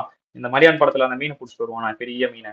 அவனுக்கு வந்து அந்த இடத்துல நின்று அதை ஏலத்துக்கு எடுப்பானுங்க. ஸோ அந்த இடத்துல ஃபிஷர் ஹெட் ஒருத்தர் இருக்கும், ஃபிஷ்மேன் வந்து அங்கே தனுஷ் இல்லையா. ஸோ அப்போ அதுக்கேற்ற மாதிரி அந்த மீனோட விலை போகும். Okay, then next part where the payment is made for the purchase of product, manufacturing or process without aid, power, cottage industries to the produce of such products, which means ஒரு cottage industry வச்சிருக்கீங்க, ஆனா அங்க வந்து கரண்டே இல்லாம நீங்க manufacturing பண்ணிட்டு இருக்கீங்க. நீங்க கரண்ட் யூஸ் பண்ணவே இல்லை. கரண்ட் யூஸ் பண்ணனா எலக்ட்ரிசிட்டி வந்து காமனா யூஸ் பண்ணாம உங்களோட ஓன் இதுவோ ஏதோ சம்திங். ஓகேவா? ஸோ அந்த மாதிரி நீங்க ஏதாவது யூஸ் பண்ணுவீங்க. கையிலேயே வந்து பண்ணுவாங்க இல்லையா, தறி நெய்யறது, இதெல்லாம் பாத்தீங்கன்னா கையில தான் பண்ணுவாங்க மோஸ்ட்லி. அது கரண்ட் எல்லாம் தேவைப்படாது. கரண்ட் தேவைப்படாம சில கைத்தறி வேலைகள் அந்த மாதிரி ஏதாவது வித்தவுட் எய்ட் ஆஃப் பவர் பா, அவ்வளவுதான் ஞாபகம் வச்சுக்கோங்க. அந்த மாதிரி ஏதாவது ஒரு இண்டஸ்ட்ரி வச்சிருக்கீங்க அப்படின்னா அந்த இண்டஸ்ட்ரியில இருந்து நீங்க கேஷ் டிரான்சாக்ஷன் பண்ணாலும் தென் அலோடட் தான். அதுக்கப்புறம் where payment made in a village or town, which is such payment not served by any bank to any person whose ordinary reside or carrying any business or occasion in such village or town. ஒரு village, அந்த வில்லேஜ்ல போயிட்டு நீங்க ஒரு payment பண்றீங்க, அங்க bank இல்ல, எதுவும் இல்ல, ஆர்டினரியா நீங்க ஒரு ரெசிடென்ட், உங்களுக்கு பிசினஸும் இல்ல, எதுவும் இல்ல. பிசினஸ் ரிலேட்டடா இருந்தா தான் முதல்ல இது வருமே. பிசினஸே இல்லைன்னு போது டேரக்டா அது வந்து ஆட்டோமேட்டிக்கா அஃபெக்ட் ஆகாது. அது போக வேற என்ன கொடுத்துருக்கான்? எம்ப்ளாய்க்கு நீங்க பண்ணக்கூடியது, அதாவது எம்ப்ளாய்க்கு எம்ப்ளாயர் வந்து அந்த டைம் ஆஃப் ரிட்டையர்மெண்ட், ரெசிக்னேஷன், ரிட்ரென்மெண்ட், இந்த மாதிரி டைம்ல டெத் ஆயிட்டாரு அப்படின்னும் போது 50,000 ரூபாய் தாண்டக்கூடாது. 50,000 ரூபாய் தாண்டாம நீங்க எதனா ஒன்று கொடுக்குறீங்க அப்படின்னா அவங்களோட ஹையருக்கோ இல்ல எம்ப்ளாய்க்கோ நீங்க கொடுக்குறீங்க அப்படின்னா then that will be allowed. 50,000 தான். 50,000 மேல போனா அப்போ டாக்ஸபிள் ஆனா, விச் மீன்ஸ் டிஸ்அலோவ் ஆனா அப்படின்னு கேட்டா எஸ், டிஸ்அலோடட். ஓகேவா? அடுத்த ஐ பாயிண்ட் என்ன கொடுத்துருக்கான்? நீங்க சேலரி பே பண்றீங்க இல்லையா, சேலரி பே பண்றது வந்து டிடிஎஸ் பிடிச்சி நீங்க பே பண்ணிருக்கீங்க அப்படின்னா டோன்ட் வரி, 192 படி நீங்க டிடிஎஸ் பிடிக்கணும். For every salary person TDS section வந்து செக்ஷன் 192. ஸோ இது கண்டல நீங்க வந்து டிடிஎஸ் பிடிச்சிருக்கணும். பிடிச்சிருக்கீங்க அப்படின்னா yes of course that will be allowed. அடுத்து அது எது எதுக்குன்னு கொடுத்துருக்கான். காமனா வந்து சேலரிக்கு வந்து நம்ம எப்பவுமே டிடிஎஸ் பிடிப்போம். பட் இங்க ஒரு 2 சுச்சுவேஷன் கொடுத்துருக்கான். என்ன சுச்சுவேஷன் அப்படின்னா, அந்த எம்ப்ளாயை வந்து டெம்பரவரியா நீங்க வந்து என்ன பண்றீங்க, வேற ஒரு இடத்துக்கு போஸ்ட் பண்றீங்க ஒரு 15 நாளைக்கு மேல, 15 days ஆர் மோருக்கு வந்து நீங்க அவரோட நார்மல் பிளேஸை விட்டுட்டு வேற ஒரு பிளேஸ்ல கொண்டு போய் வைக்கிறீங்க. Does not maintain any bank any account in a bank at such place, which means அவர் போனார்லயே அந்த பிளேஸ், அந்த பிளேஸ்ல வந்து எந்த பேங்க்கும் இல்ல. ஃபார் எக்ஸாம்பிள் இப்போ நீங்க இந்தியன் பேங்க் வச்சிருக்கீங்க அப்படின்னா, இப்போ இந்தியா விட்டு உங்களுக்கு இப்போ துபாயில போறாங்க அப்படின்னா, இப்போ இந்தியன் பேங்க் அக்கௌண்ட் மட்டும் தான் உங்ககிட்ட இருக்கு. அந்த இடத்துல போகும்போது உங்ககிட்ட பேங்க் அக்கௌண்ட் இல்ல. இன்கேஸ் நீங்க ஓப்பன் பண்ணிருக்கணும், சம் ஆஃப் த அர்ஜென்சி உங்களுக்கு தூக்கிட்டு போய் அந்த பிளேஸ்ல போட்டாங்க ஒரு 30 நாள் நீங்க இருக்கிற மாதிரி. ஏன் நான் 30 நாள் சொல்றேன்னா 15 days ஆர் மோர் நீங்க ஒரு பாயிண்ட் கொடுத்துருக்கோம். ஸோ அதனால 30 நாள் உங்களுக்கு தூக்கிட்டு போய் அங்க போட்டாங்க. ஓகேவா? ஸோ இப்போ உங்களுக்கு பேங்க் அக்கௌண்ட் அங்க கிடையாது. ஸோ இந்த மாதிரி சுச்சுவேஷன் என்ன பண்ணணும்? அந்த எம்ப்ளாயர் கையில காசு கொடுத்து அனுப்பணும். இந்தாப்பா கேஷை வச்சுக்கோ, அந்த 30 நாள் நீ போயிட்டு இந்த கேஷை வச்சுட்டு சர்வை பண்ணிட்டு திரும்ப வா, ட்ரைனிங் எடுத்து திரும்ப வா அப்படின்னு அவர் கேஷா கொடுப்பாரு அந்த டைம்ல. ஸோ அப்படி கொடுக்கும்போது என்னது, that is allowed. So that is the 2 point here. Understand ஆகுது அந்த 2 பாயிண்ட் என்னன்னு? அந்த கேஷா கொடுக்கும்போது டிடிஎஸ் பிடிச்சிருக்கணும் அந்த employee, then only that is allowed. ஓகேவா? அதுக்கு அடுத்து ஏன் டிடிஎஸ் பிடிக்கணும்னா, எப்படி பார்த்தாலும் டாக்ஸ் தானே ஆகுது அப்படின்னா, பிஜிபிபி அண்டர்ல வந்தா 30% டாக்ஸ். கரெக்டா? பிஜிபிபி அண்டர்ல 30% டாக்ஸ். பட் டிடிஎஸ் பிடிச்சாங்கன்னா ஆஸ் பர் ஸ்லாப் ரேட் படி டாக்ஸ். அதுதான் டிஃபரெண்ட். டாக்ஸ் கம்மியா கட்டுற மாதிரி வரும், அது டிஃபரெண்ட். ஓகேவா? எப்படி பார்த்தாலும் டாக்ஸ் ஆகுதுன்னா அப்புறம் என்னன்னா அதுல என்னன்னா எனக்கு எதுவும் பெருசா பெனிஃபிட் எதுவும் தெரியலனா அப்படின்னா, தட் இஸ் த பாயிண்ட். பிஜிபிபில வந்தா 30% ஸ்ட்ரெயிட்டா டாக்ஸ், எந்த ஒரு எதையுமே பார்க்காம டைரக்டா அடிச்சு 30க்கு. இண்டிவிஜுவல் வந்தாங்க அப்படின்னா ஸ்லாப் ரேட் படி நம்ம பண்ணுவோம். ஓகே. அடுத்து வேற payment is made to agent whose required make payment in cash. Okay, ஏஜென்ட்டுக்கு because of ஆஃபா இருந்து அவங்க பண்றாங்க. ஒரு ஏஜென்ட் வச்சு நம்ம பண்றோம் பிகாஃப் ஆஃபா நம்மளுக்கு பதிலா அப்படின்னா அவங்களுக்கு நம்ம கேஷா கொடுக்குறோம் அப்படிங்கும்போது that is also allowed. Okay, not disallowed, allowed. அதுக்கப்புறம் வேற ஏதாவது பை அண்ட் டிராவலர்ஸ் இல்ல டீலர்ஸ் இல்ல money exchanger against purchase of foreign currency purchase பண்றோம் இல்லையா, அப்போ நம்ம ஒரு கேஷை கொடுத்துட்டு தான் இன்னொரு கேஷை வாங்கணும். ஸோ அந்த மாதிரியான சுச்சுவேஷன்லயும் என்னது அலோடட் தான். அந்த மாதிரி நீங்க ஏதாவது கேஷ் கொடுத்துருக்கீங்க அப்படின்னா that is also allowed. So இந்த எக்ஸாம்பிள் 13 வந்து இந்த கேஸ் நான் போடுறேன். பேலன்ஸ் இருக்க கேஸ்ல ஹோம் இருக்கு, இதுலயும் இந்த கேஸ் நான் போடுறேன். 2 3 4 5 6 இந்த கேஸும் பார்ப்போமா, இல்ல இந்த கேஸ் பார்ப்போம். இதுதான் பெருசா இருக்கு. 6th கேஸ் வரைக்கும் நீங்க பாருங்க. 7th case. Okay, so 3 case நான் போடுறேன், 4 கேஸ் நீங்க போடுற மாதிரி இருக்கும். ஸோ பாருங்க, first if an assessee make payment of 2 different bill, 2 different bill இருக்கு. None of them exceed 10,000 at the same time, same person in cash provision of 48,3 is not attracted. Yeah, of course not attracted தான். ஓ, இதுவே answer. அதுக்கான example இங்க கொடுத்துருக்கான். இங்க கொடுத்துருக்கிறதே answer தான்ப்பா, அதுக்கான example இங்க கொடுத்துருக்கான். எப்படின்னு பாருங்க. X paid to Y 12,000 in cash against his bill number 482 of 7,000 on bill number 572 of 5,000. அந்த 12,000 வந்து பாத்தீங்கன்னா 2 பில் இருக்கு. அப்போ 2 பில்லுக்குமே 10,000 ரூபாய் லிமிட் இருக்கு, சேம் டேல இருந்தாலுமே. ஒரு பில்லுக்கு 7,000 ரூபாய் தான், இன்னொரு பில்லுக்கு 5,000 ரூபாய் தான். அப்போ இந்த இடத்துல என்ன 40A3 வரதுக்கு சான்ஸே இல்லை, ஏன்னா 2 பில்லு 10,000 ரூபாய் கம்மியா தான் இருக்கு. ஓகேவா? அடுத்து தேர்ட் பாயிண்ட் என்னன்னா, if an assessee make payment of a single bill, ஒரே bill exceeding 10,000 on a different டேஸ்ல பண்ணிருக்காரு. Same person in cash provision 40A3 வருமா? வராது. அதான் மேல பார்த்தோம். டிஃபரெண்ட் டேஸ்ல பண்ணிருக்காரு. என்ன பண்ணிருக்காரு? 7ஆம் தேதி 8,000 ரூபாய், 8ஆம் தேதி 9,000 ரூபாய், 9ஆம் தேதி 6,000 ரூபாய். ஓகே, 23,000 ரூபாய் பண்ணிருக்காரு. வேற நாள்ல பண்ணிருக்காரு. Nothing will be disallowed. ஓகேவா? அடுத்து வேற allowances has been made in assessment year. இந்த பாயிண்ட் தான் நம்மளுக்கு முக்கியம். அங்க படிச்சோம்ல சப்சிக்வெண்டா வருது அப்படின்ற மாதிரி.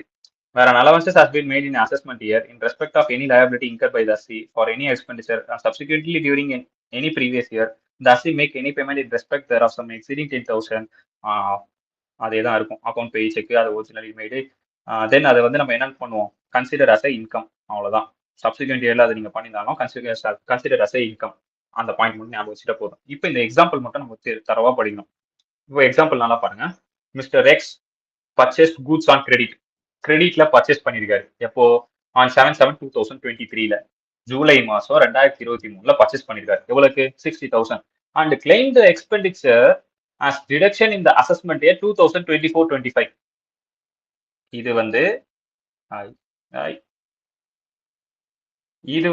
2023-24 ப்ரீவியஸ் இயர்.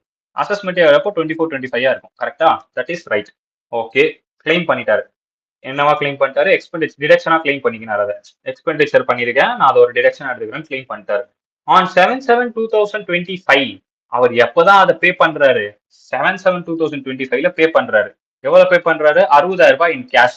7/7/2025னா 2025-26 தான் பேமெண்ட் பண்றாரு. இப்ப எங்கால என்ன சொல்லுவாருன்னா, கேஷா பே பண்ணிருக்காரு. எவ்வளவு? 60,000. இப்ப எங்கால என்ன பண்ணுவாருன்னா, டிடக்ஷன் வந்து போன வருஷமே எடுத்துட்டாரு. ஆனா பே பண்றது அடுத்த வருஷம் பே பண்றாரு. உங்களுக்கு அண்டர்ஸ்டாண்ட் ஆகுதா? ஆனா எப்படி பே பண்றாரு? அவர் நார்மலா பே பண்ணிருந்துச்சு, மீன்ஸ் எலக்ட்ரானிக் மோட்ல பே பண்ணிருந்தா ஒரு பிரச்சனையும் இல்ல. ஆனா தலைவன் என்ன பண்ணிட்டான்? கேஷா பே பண்ணிட்டான். அப்ப கேஷா பே பண்ணிட்டாரு அப்படின்னா அதே ப்ரீவியஸ் இயர்ல நம்ம அதை டிசால்வ் பண்ணணும். எவ்வளவு டிசால்வ் பண்ணணும்? 60,000 டிசால்வ் பண்ணணும். என்ன காரணம்? மோர் than 10,000 cash. Since amount has been paid in cash excess of 10,000, therefore allowances originally made by shall be considered as the income of the previous year in which such payment has been made. That is previous year 2025-26ல நீங்க அதை மறுபடியும் dissolve பண்ணணும். Already அவர் allow பண்ணி deduction எடுத்துக்கிட்டாருப்பா. எடுத்துக்கிட்டு கிரெடிட்ல வாங்கி இருக்கிறதுனால எடுத்துக்கிட்டாரு. அதுக்கு அடுத்த வருஷம் தான் கேஷா பேமெண்ட் பண்றாரு. அப்போ கேஷா பேமெண்ட் பண்ணும்போது மோர் தென் 10,000 இருக்கு அப்படின்னா தென் அதை டிஸ்அலோவ் பண்ணிடுவீங்க. தட் இஸ் சப்சிக்வெண்ட் இயர்ல நீங்க பேமெண்ட் மேட் பண்ணாலும் 10,000க்கு மேல இருக்கு, 35,000க்கு மேல இருக்கு அப்படின்னா தென் தட் வில் பி டிஸ்அலோடட். புரிஞ்சுதா? இப்போ புரிஞ்சுதா? அந்த பாயிண்ட் என்னன்னு புரிஞ்சுதா? ஆல்ரெடி அவர் டிடக்ஷன் எடுத்துட்டாரு. மறுபடியும் டிடக்ஷன் எடுத்ததை கேஷா பே பண்ணிட்டாரு. அப்போ மறுபடியும் அதை நீங்க டிஸ்அலோவ் பண்ணணும். கொடுத்த டிடக்ஷனை டிஸ்அலோவ் பண்ணிட்டு கேஷா பே பண்ண எக்ஸ்பெண்டிச்சர் நீங்க அதிகமா பண்ணி காட்டணும். புரியுதா? Subsequent payment example.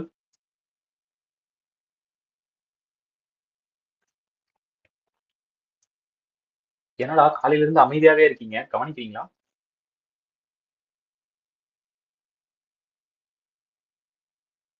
Bala Anusha okay மட்டும் இருக்கு சுரேகாகிட்டே இருந்து done. So this is all about your cash exceeding more than 10,000 or 35,000 பா. ஓகேவா? நெக்ஸ்ட் ப்ரொவிஷன் போலாமா? ஓகே. அவரோட மைண்ட் வாய்ஸ் எனக்கு கேக்குது. போடா போடா எடுத்துக்கூடுறா அந்த பச்சை கிளி இது காமெடி வரும் வடிவேல்து. சொன்ன பையில எடுத்துக்கூடுறா ஓவரா ரிவீட் அடிக்குது அப்படின்ற மாதிரி எவனா நினைக்கிறீங்களான்னு தெரியல. ஓகே. நெக்ஸ்ட் ப்ரொவிஷன் வந்து 40A7 கிராஜுவிட்டி ரிலேட்டடா. கிராஜுவிட்டி ரிலேட்டடா வருது அப்படின்னா ரெண்டு தான். இது ரெண்டு மட்டும் ஞாபகம் வச்சுட்டா போதும். உங்க புக்லயும் அவ்வளவுதான் இருக்கும். பட் அதுல கொஞ்சம் குளறுபடியா இருக்கும். Provision for gratuity to employ on retirement termination of employment அப்படின்னா டிஸ்அலோடட். அதாவது ரிட்டையர்மெண்ட் டைம்ல டெர்மினேஷன் டைம்ல நீங்க கொடுக்குறீங்க அமௌண்ட் நீங்க ஒன்று கொடுக்குறீங்க அப்படின்னா that is expense for you. நீங்க கிராஜுவிட்டி பே பண்றீங்க அப்படின்னா உங்களுக்கு என்ன அது? உங்களுக்கு அது எக்ஸ்பென்ஸ் தானே. அந்த expense டிஸ்அலோடட்.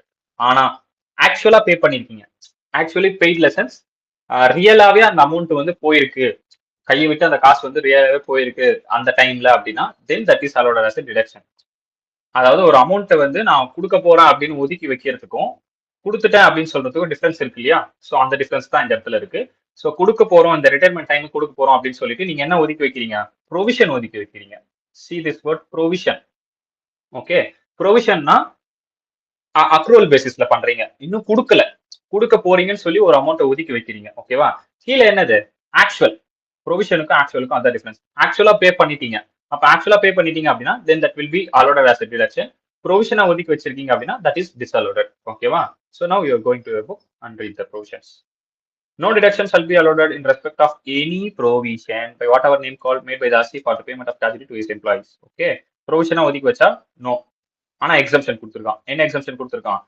A provision made by RC for purpose of payment of some payment பண்ணிருக்காங்க. எப்படி? contribution towards approved gratuity fund இல்லனா for the purpose of payment of any gratuity then become payable during the previous year. previous yearல அது payable வந்திருக்கணும். then shall be allowed.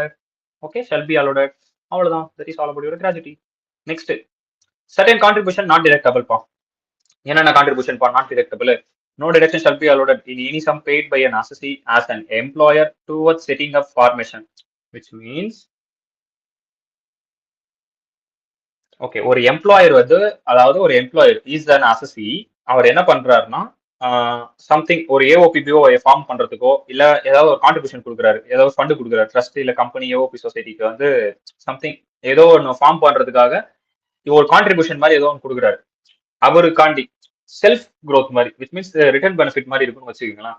So without approval, எந்த ஒரு proper அப்ரூவலும் இல்லாம, எந்த ஒரு லா கண்டர்லயும் ஒரு அப்ரூவல் இல்லாம அவர் ஒரு கான்ட்ரிபியூஷன் கொண்டு போய் ஒரு ஃபண்ட், நீங்க இப்போ ஃபார் எக்ஸாம்பிள் உங்ககிட்ட ஒரு ஃபண்ட் இருக்கு, நீங்க ஒரு எம்ப்ளாயர். ஓகே, உங்ககிட்ட ஒரு ஃபண்ட் இருக்கு, அந்த ஃபண்டை கொண்டு போய் நீங்க ஒரு ட்ரஸ்ட்லயோ இல்ல ஏஓபி இல்ல பிஓல கொடுக்குறீங்க. விச் மீன்ஸ் ப்ராப்பர் அப்ரூவல் இல்லாத ஒரு இடத்துல போய் கொடுக்குறீங்க ஓன் பெனிஃபிட்டுக்காக. சம்திங் அது உங்களுக்கு ஃபியூச்சர் பெனிஃபிட் எதனா இருக்கலாம் அது நீங்க பண்றதுனால. மேபி அது வாட் எவர் இட் இஸ், நீங்க அதுக்கு ஏதாவது ஒரு எக்ஸாம்பிள் நீங்களா சூஸ் பண்ணிக்கலாம். உங்களோட ஃபியூச்சர் பெனிஃபிட்காக நீங்க ஒரு ஃபண்ட் எடுத்து போய் கொடுக்குறீங்க. அப்படி நீங்க கொடுக்குறீங்க அப்படின்னா that is called as own contribution. You have to give own contribution. But in your point of view it is expense. Currently it is expense. கரெக்டா? ஃபியூச்சர்ல தான் அது பெனிஃபிட். பட் உங்க பாயிண்ட் ஆஃப் வியூல கரண்ட்லி அது என்ன? நீங்க ஒரு ஃபண்டை கொண்டு போய் ஒருத்தர்கிட்ட கொடுக்குறீங்கன்னா எக்ஸ்பென்ஸ். அந்த எக்ஸ்பென்ஸை நாங்க அலோவ் பண்ணுவோமான்னு கேட்டா that is not allowed, that is disallowed அப்படின்னு அந்த பாயிண்ட்ல சொல்லியிருக்கான். அதுக்கு அடுத்து எக்ஸம்ஷன். அதுல ஒரு எக்ஸம்ஷன் கொடுக்குறான். என்ன கொடுக்குறான்? such sum paid is by way of contributing towards approved superannuation fund. Okay, superannuation fund, approved superannuation fund நீங்க ஒரு எம்ப்ளாயர், உங்க எம்ப்ளாய்க்கு நீங்க கொடுக்குறீங்க. இல்ல recognized provident fund, இல்ல approved gratuity fund, இல்ல NPS as per the scheme requirement under any law, then such sum is allowed. நீங்க அந்த மாதிரி ஏதாவது ஒரு கான்ட்ரிபியூஷன் உங்களோட நீங்க வேலை செய்ய, நீங்க கொடுக்கக்கூடிய, சாரி வேலை செய்யறது இல்ல, உங்ககிட்ட வேலை, நீங்க வேலை வாங்குற எம்ப்ளாய்க்கோ இல்ல நீங்க கொடுக்க போற ஏஓபியோ இல்ல பிஓஐக்கோ நீங்க இந்த மாதிரி ஏதாவது கொடுத்துருக்கீங்க அப்படின்னா அப்ரூவ்ல இருக்கா, ஓகே தாராளமா எடுத்துக்கோ, அலோட, முடிஞ்சு போச்சு. This is all about certain contribution not deductible. So இந்த மாதிரியான கான்ட்ரிபியூஷன் இருக்கு அப்படின்னா that is not deductible. Next provision 43P expenditure allowed on cash basis. ஓகேப்பா, என்னென்ன எக்ஸ்பெண்டிச்சர்ப்பா கேஷா நடந்ததா நாங்க வந்து அலோவ் பண்ணுவோம் அப்படின்னா certain deduction to be only on actual payment. இதுக்கெல்லாம் ஆக்சுவல் பேமெண்ட் நடந்திருந்தா, ஆக்சுவலா காசு கையை விட்டு வெளியே போயிருக்கணும், then you are eligible to take the deduction, which means நீங்க அதை வந்து டிடக்ட் பண்ணிக்கலாம் அப்படின்னு சொல்லியிருக்கோம். Following sum shall be allowed as deduction if it is actually paid on or before the due date. Due டேட்டுக்கு முன்னாடி நீங்க பண்ணிருக்கணும். கேஷா பண்றீங்க அப்படின்னா டியூ டேட்டுக்கு முன்னால பண்ணிருக்கணும். கீழே இருக்கிறது எல்லாமே நீங்க கேஷா பண்ணிக்கலாம். ஓகே, கேஷா பண்ணிக்கிட்டீங்கன்னா டியூ டேட் முன்னாடி பண்ணிருக்கணும். In which the liability to pay such sum was incurred. If not paid, then it is allotted in the year when it which is it actually paid. Which means நீங்க due date குள்ள பண்ணிருக்கணும். In case due date குள்ள பண்ணல அப்படின்னா அதுக்கப்புறம் நீங்க எப்போ ஆக்சுவலா பே பண்றீங்களோ அப்போ நீங்க என்ன பண்ணிக்கலாம், டிடக்ஷன் எடுத்துக்கலாம். ஆனா 43B என்ன, உங்க கையை விட்டு காசு வெளியே போயிருக்கணும் அப்படின்றதான் 43B. ஓகே, இப்போ என்னென்ன பாயிண்ட் A to G, இந்த பாயிண்ட்ல நீங்க எல்லாமே கேஷா பண்ணியிருந்தாலும் உங்களுக்கு என்னது அலோட் தான். எதுதான் கேஷா பண்ணலாம், ஃபர்ஸ்ட் ஏ பாயிண்ட் டாக்ஸ். கேஷா நீங்க பே பண்ணிருந்தீங்கன்னா கிளைம் பண்ணிக்கலாம். டாக்ஸ்ன்றது அபார்ட் ஃப்ரம் திஸ் ஆக்ட், இந்த ஆக்டை தவிர்த்து. Okay, tax, duty, cess, fees under any law for time being in force. அந்த ஒரு பாயிண்ட் நீங்க நோட் பண்ணணும், டைம் பீயிங் இன் ஃபோர்ஸ். அந்த டைம் பீயிங்க்கு அந்த லா வந்து இம்ப்ளிமெண்ட் ஆகுது. சடனா உங்ககிட்ட வந்து ஒரு பெனால்ட்டி போடுறாங்க, தென் அந்த பெனால்ட்டி உங்களுக்கு ஒரு எக்ஸ்பெண்டிச்சர். ஆனா அந்த பெனால்ட்டி அந்த எக்ஸ்பெண்டிச்சர் நான் பிஎன்எல் திரும்ப காமிக்கலாமான்னு கேட்டா எஸ் அப்கோர்ஸ் நீங்க காமிச்சிக்கலாம். நீங்க அந்த எக்ஸ்பெண்டிச்சர் காமிச்சு உங்களோட ப்ராஃபிட் நீங்க கம்மியா காமிச்சிக்கலாம். உங்க ப்ராஃபிட் கம்மியாகும், ஆட்டோமேட்டிக்கா உங்க டாக்ஸ் கம்மியாகும். ஸோ நீங்க கட்டினீங்களே அந்த பெனால்ட்டி, அதை நான் கேஷா கட்டலாமானா எஸ் அப்கோர்ஸ் நீங்க கேஷா கட்டலாம் ஐடியர். ஸோ அது ஆனா ஆக்சுவலா நீங்க கட்டியிருக்கணும். 43B அதுல நீங்க ஆக்சுவலா பே பண்ணிருக்கணும். பே பண்ணிட்டா தென் தட் இஸ் அலோடட், அந்த எக்ஸ்பெண்டிச்சர் அலோவ் பண்ணிப்போம். ஓகேவா, அது ஏ பாயிண்ட். அடுத்து B, employees contribution to any provident or superannuation fund, gratuity fund, any other fund welfare of the employees. இப்போ நான் எம்ப்ளாயர், என்கிட்ட வேலை செய்யறவங்களுக்கு நான் கேஷா கொண்டு போயிட்டு கிராஜுவிட்டி ஃபண்ட்ல இல்லை சூப்பர் அனுவேஷன் ஃபண்ட்ல கான்ட்ரிபியூட் பண்றேன் அப்படின்னா எஸ் கேஷா பண்ணாலும் தட் இஸ் அலோடட். ஏன்னா எம்ப்ளாய்ஸ்க்காக பண்றேன், அப்ரூவல் இருக்கு. ஓகே, போனஸ் ஆர் கமிஷன் எதனா பே பண்றேன், இல்ல இன்ட்ரெஸ்ட் ஆன் லோன் வாங்கியிருக்கேன், அதுக்கு நான் ஒரு இன்ட்ரெஸ்ட் கட்டுறேன். ஆனா யார்கிட்ட இருந்து வாங்கியிருக்கணும், from public institution, state finance corporation, state industry investment corporation, or scheduled bank, or cooperative society, other than primary agriculture society. இவனுங்கலாம் வரமாட்டாங்க. other than primary agriculture society, primary cooperative agriculture society, rural development bank. இது நம்ம அங்கே பார்த்தோம். எங்க பார்த்தோம், provision for bad and doubtful debts நான் ஒன்று சொன்னேன் இல்லையா, PVD, அங்க நம்ம பார்த்தோம், ஞாபகம் இருக்கா? accordance with the terms and conditions of agreement governing such loan. ஓகேவா, இவனுங்கலாம் வரமாட்டாங்க. இந்த கோஆபரேட்டிவ் பேங்க் வரைக்கும் தான் வருவாங்க. ஓகேவா, இவனுங்க கிட்ட இருந்து லோனை வாங்கி அந்த லோனுக்கு நான் கட்டுற இன்ட்ரெஸ்ட் கேஷா கட்டனா அலோடட். ஓகேவா, அதுதான் அந்த பாயிண்ட். டி பாயிண்ட் இதுதான். ஓகே, அடுத்து E point, interest on any loan or borrowing from a deposit taking non banking financial company, NBFC. Interest கட்டுறோம், any loan or borrowing from deposit taking non banking. இது வந்து இந்த deposit taking அப்படிங்கிறதுக்கு ஒரு meaning இருக்கு. R systematically important நான் deposit taking NBFC. இந்த systematically important நான் சிஸ்டமேட்டிக்கலி நீங்க வந்து ஃபினான்ஷியல் மேனேஜ்மெண்ட் படிச்சீங்க இல்லையா, ஞாபகம் இருக்கா? அதுக்கு வந்து ஒரு டெஃபினேஷன் கொடுத்துருப்போம். அந்த சிஸ்டமேட்டிக்கலி இம்பார்ட்டன்ட் அது இருக்கு பாருங்க. சிஸ்டமேட்டிக்கலி இம்பார்ட்டன்ட் நான் டெபாசிட் டேக்கிங் நான் பேங்கிங் ஃபைனான்ஷியல் கம்பெனி அப்படின்னா என்ன மீன்ஸ், இது வரைக்கும் ஒரே வேர்டு தான். ஓகேவா, மீன்ஸ் என்னவா அப்படின்னா நான் banking NBFC which is not accepting or holding public deposit அக்செப்டோ ஹோல்டோ பண்ண மாட்டான். பண்ணாமலே அந்த having total asset not less then 500 crores, more then 500 crores வந்து அசெட் வச்சிருக்கணும் as per the last audit balance sheet registered with RBI. Then this banking is become as a systematically important non-deposit taking NBFC. ஏன் நான் deposit taking, ஏன்னா அவன் வந்து public கிட்ட இருந்து எந்த ஒரு அக்செப்டன்ஸும் பண்ணல, பப்ளிக் கிட்ட இருந்து எந்த ஒரு ஹோல்டிங்கும் வச்சுக்கல. அதனால இட்ஸ் கம்ஸ் அண்டர் நான் டெபாசிட் டேக்கிங் NBFC. ஓகே, நான் டெபாசிட் NBFC. இவங்க கிட்ட இருந்து நீங்க ஏதாவது ஒரு லோனை வாங்கி, இந்த NBFC கிட்ட இருந்து ஒரு லோனை வாங்கி அந்த லோனுக்கு நீ ஒரு இன்ட்ரெஸ்ட் கட்டுற அப்படின்னா then that is allowed. ஓகேவா, if deduction is already allowed for the earlier year, in case earlier yearல accrual basis allow பண்ணிட்டீங்க அப்படின்னா it will not be allowed on the payment basis. Earlier இயர்ல என்ன பண்ணிடுவோம், ஓகே நான் வந்து இந்த இன்ட்ரெஸ்ட் பே பண்ண போறேன், பே பண்ணிட்டதுக்கு டிஃபரன்ஸ் இருக்கு. கரெக்டா, பே பண்ண போறேன்னு சொல்லிட்டு அக்ரூவல் பேசிஸ் நான் ஆல்ரெடி டிடக்ஷன் கிளைம் பண்ணி வச்சிட்டேன், மறுபடியும் நான் பேமெண்ட் பண்ணும்போது டிடக்ஷன் எடுத்துக்கலாமா, ரங்கா நியாயமா அப்படின்ற மாதிரி இருக்குல்ல. ஸோ அப்போ பிஎன்எல்ல ஃபர்ஸ்டே நான் காமிச்சிட்டேன் மைனஸ் பண்ணி, மறுபடியும் அதுக்கப்புறம் சப்சிக்வெண்ட் இயர்ல பேமெண்ட் பண்றேன். பேமெண்ட் பண்ணும்போது மறுபடியும் நான் மைனஸ் பண்ணி காமிச்சா தப்பு. ஆல்ரெடி நீங்க டிரெக்ஷன் எடுத்துட்டீங்க, அதனால இந்த டைம் உங்களால எடுத்துக்க முடியாது அப்படின்னு நம்ம சொல்லிடுவோம். அதுக்கப்புறம் any sum payable to Indian railway for use of railway asset. Railway asset நம்ம யூஸ் பண்றதுனால நம்ம ஏதாவது பேமெண்ட் பண்ணுவோம் இல்லையா, இந்தியன் ரயில்வேக்கு நம்ம கேஷாவே பண்ணியிருந்தாலும் that is allowed as an expenditure. This is all about your 43P. கையை விட்டு ஆக்சுவலா காசு வெளியே போயிருக்கணும். ஆக்சுவலா காசு வெளியே போயிருந்தா அலோடட். அப்படி இல்லையா, போகலையா, அது எப்போ வெளியே போகுதோ அப்போ அது அலோடட். ஓகேவா? டன். இப்போ உங்க புக்ல போங்க, டப்புன்னு முடிக்கலாம். ஸோ உங்க புக்ல என்ன பண்ணிருப்பாங்க அப்படின்னா, they are categorise A and B அப்படின்னு 2 கேட்டகரியா பிரிச்சிருக்காங்க. அதை expenditure allowed and cash basis category A அப்படின்னு பிரிச்சிருப்பான். இதுல என்ன சொல்லிருப்பான் அப்படின்னா, ஃபாலோயிங் எக்ஸ்பென்ஸ் வந்து அலோடட் பண்ணிப்போம் டியூ டேட்க்கு முன்னாடி நீங்க பண்ணிருந்தீங்க அப்படின்னா. அதுதான் இந்த பாயிண்ட்ல கொடுத்துருப்பான். ஓகேவா? ஜஸ்ட் கோ த்ரூ பண்ணா போதும். 139 அப்படிங்கிறது என்னப்பா? ஃபைலிங். ஞாபகம் இருக்கா? 139 ரிட்டர்ன் ஆஃப் ஃபைலிங். ஓகே, அதுதான் அந்த டியூ டேட்குள்ள நீங்க பண்ணிருக்கணும் அப்படின்றது அந்த பாயிண்ட்ல கொடுத்துருக்கான். So now we are seeing about category A only. ஓகேவா? என்னென்ன பார்த்தோம்? நம்ம பிபிடில பார்த்தோம்ல, அதெல்லாம் அப்படியே இங்க இருக்கும். Any sum pay by of duty, taxes, cess, whatever name call, time being அந்த லா அது வருது, கமிஷன், போனஸ். அப்புறம் sum payable interest on loan பார்த்தோமா? என்னென்ன இன்ஸ்டியூஷன் பார்த்தோம்? Public financial institution, state financial corporation, state industrial investment corporation பார்த்தோமா? அதுக்கப்புறம் any sum payable அசசி as interest on loan or borrowing from notified classes NBFC in accordance with terms and condition. Any sum payable scheduled bank cooperative society other than agriculture primary society இதெல்லாம் வராது. அதுக்கப்புறம் any sum payable by employer in lieu of credit of employee, that is leave encashment ஏதாவது கொடுத்துருந்தா yes allowed. Provident fund, superannuation fund, gratuity fund, other fund, welfare to employees, yes allowed. Any sum payable to Indian railway, yes allowed. Okay, so these are the 8 points, which means நம்ம A to G பார்த்தோம் இல்லையா? These are the 8 points. அப்புறம் சில tax point கொடுத்துருக்காங்கப்பா. If payment is not before the due date mentioned above, then the no allowance shall be allowed. Yes, நீங்க within due date குள்ள நீங்க பண்ணலாம், நாங்க கொடுக்க மாட்டோம். In respect of outstanding liability, deduction can however be claimed in the year of payment. Of course, அதுக்கப்புறம் நீங்க subsequent yearல நீங்க எப்போ அந்த பேமெண்ட் ஆக்சுவலா மேட் பண்றீங்களோ அப்போ நீங்க அலோவ் பண்ணிக்கலாம். இப்போ டியூ டேட்குள்ள நான் பண்ணணும்னு சொன்னீங்க, நான் பண்ணாம விட்டுட்டேன். ஆனா டியூ டேட்டுக்கு அப்புறம் நான் பண்ணிருக்கேன், ஆக்சுவலா மேட் பண்ணிருக்கேன், ஆக்சுவலா என் கை விட்டு காசு வெளியே போயிருக்கு. ஓகே, அந்த வருஷத்துல பண்ணிருக்கியா, அப்ப அந்த வருஷத்துல எடுத்துக்கோ, ஒன்னும் பிரச்சனை இல்லை அப்படின்றதான் இந்த பாயிண்ட். அதுக்கு அடுத்து the method of accounting followed by the assessee is irrelevant. அதாவது மெத்தட் ஆஃப் அக்கௌண்டிங் நீங்க அக்ரூவல் பேசிஸ்ல பண்ணுங்க, மெர்கன்டைல் சிஸ்டம்ல பண்ணுங்க. Mercantile system accrual basis, mercantile சிஸ்டம்ல பண்ணுங்க, கேஷ் பேசிஸ்ல பண்ணுங்க. அதெல்லாம் எனக்கு இரலவெண்ட். 43Bனா கையை விட்டு காசு போயிருக்கா, ஆக்சுவலா நீ எக்ஸ்பென்ஸ் பண்ணிருக்கியா, ஓகே நான் கன்சிடர் பண்ணிடுறேன், அவ்வளவுதான். அதுதான் அதை வர சொல்றது. அப்போ அக்கௌண்ட் வந்து இரலவெண்ட், அக்கௌண்ட் பத்தி கன்சிடர் பண்ணிக்க மாட்டாங்க. 43B is applicable only எப்பப்பா? those expenditure which are allowed under the provision of this act. If an expenditure is already disallowed under the provision of this act, okay, payment of such expenditure within time shall not be sufficient to make it allowed as expenditure. Example, income tax 5,000 before the due date of filing is not allowed as deduction, which means 43B வந்து எப்போ applicable ஆகும் அப்படின்னா, எனக்கு இது புரியல. ஏன்னா normal income tax நம்ம பே பண்ணோம் அப்படின்னா அது வந்து டிடக்ஷன் நம்மளால எடுத்துக்க முடியாது.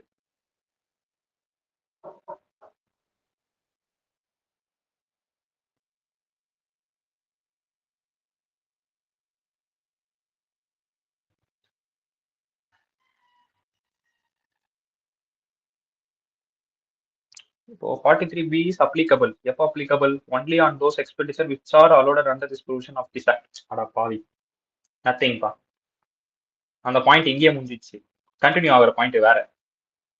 43B எப்போ அப்ளிகபிள் ஆகும் அப்படின்னா, இந்த ப்ரொவிஷன்ல என்னென்ன சொல்லியிருக்கானோ மேல சொன்னாலே 8 விஷயம், அதெல்லாம் இருக்கிற வரைக்கும் தான் அப்ளிகபிள். அதை தாண்டி if எக்ஸ்பெண்டிச்சர் எதுனா ஆல்ரெடி டிஸ்அலோடட்னா நம்ம டிஸ்அலோட் எக்ஸ்பெண்டிச்சர்னு ஒன்று பார்த்தோம், ஞாபகம் இருக்கா? 40ல நான் இப்போ உங்களுக்கு புரிய வைக்கிறேன். அதை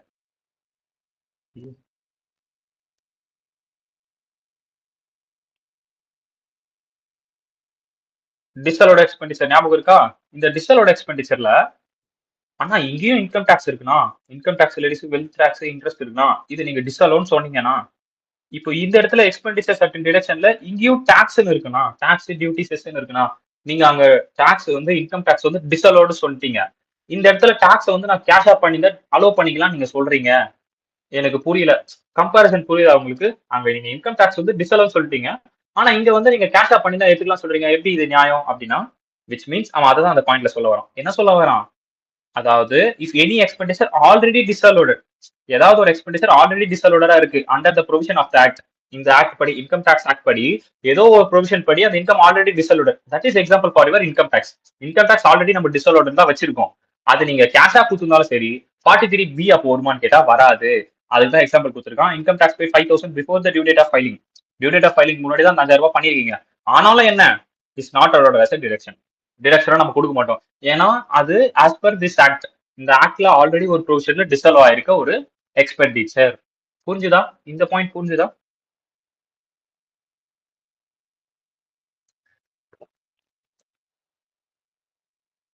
புரியுதா அந்த பாயிண்ட்?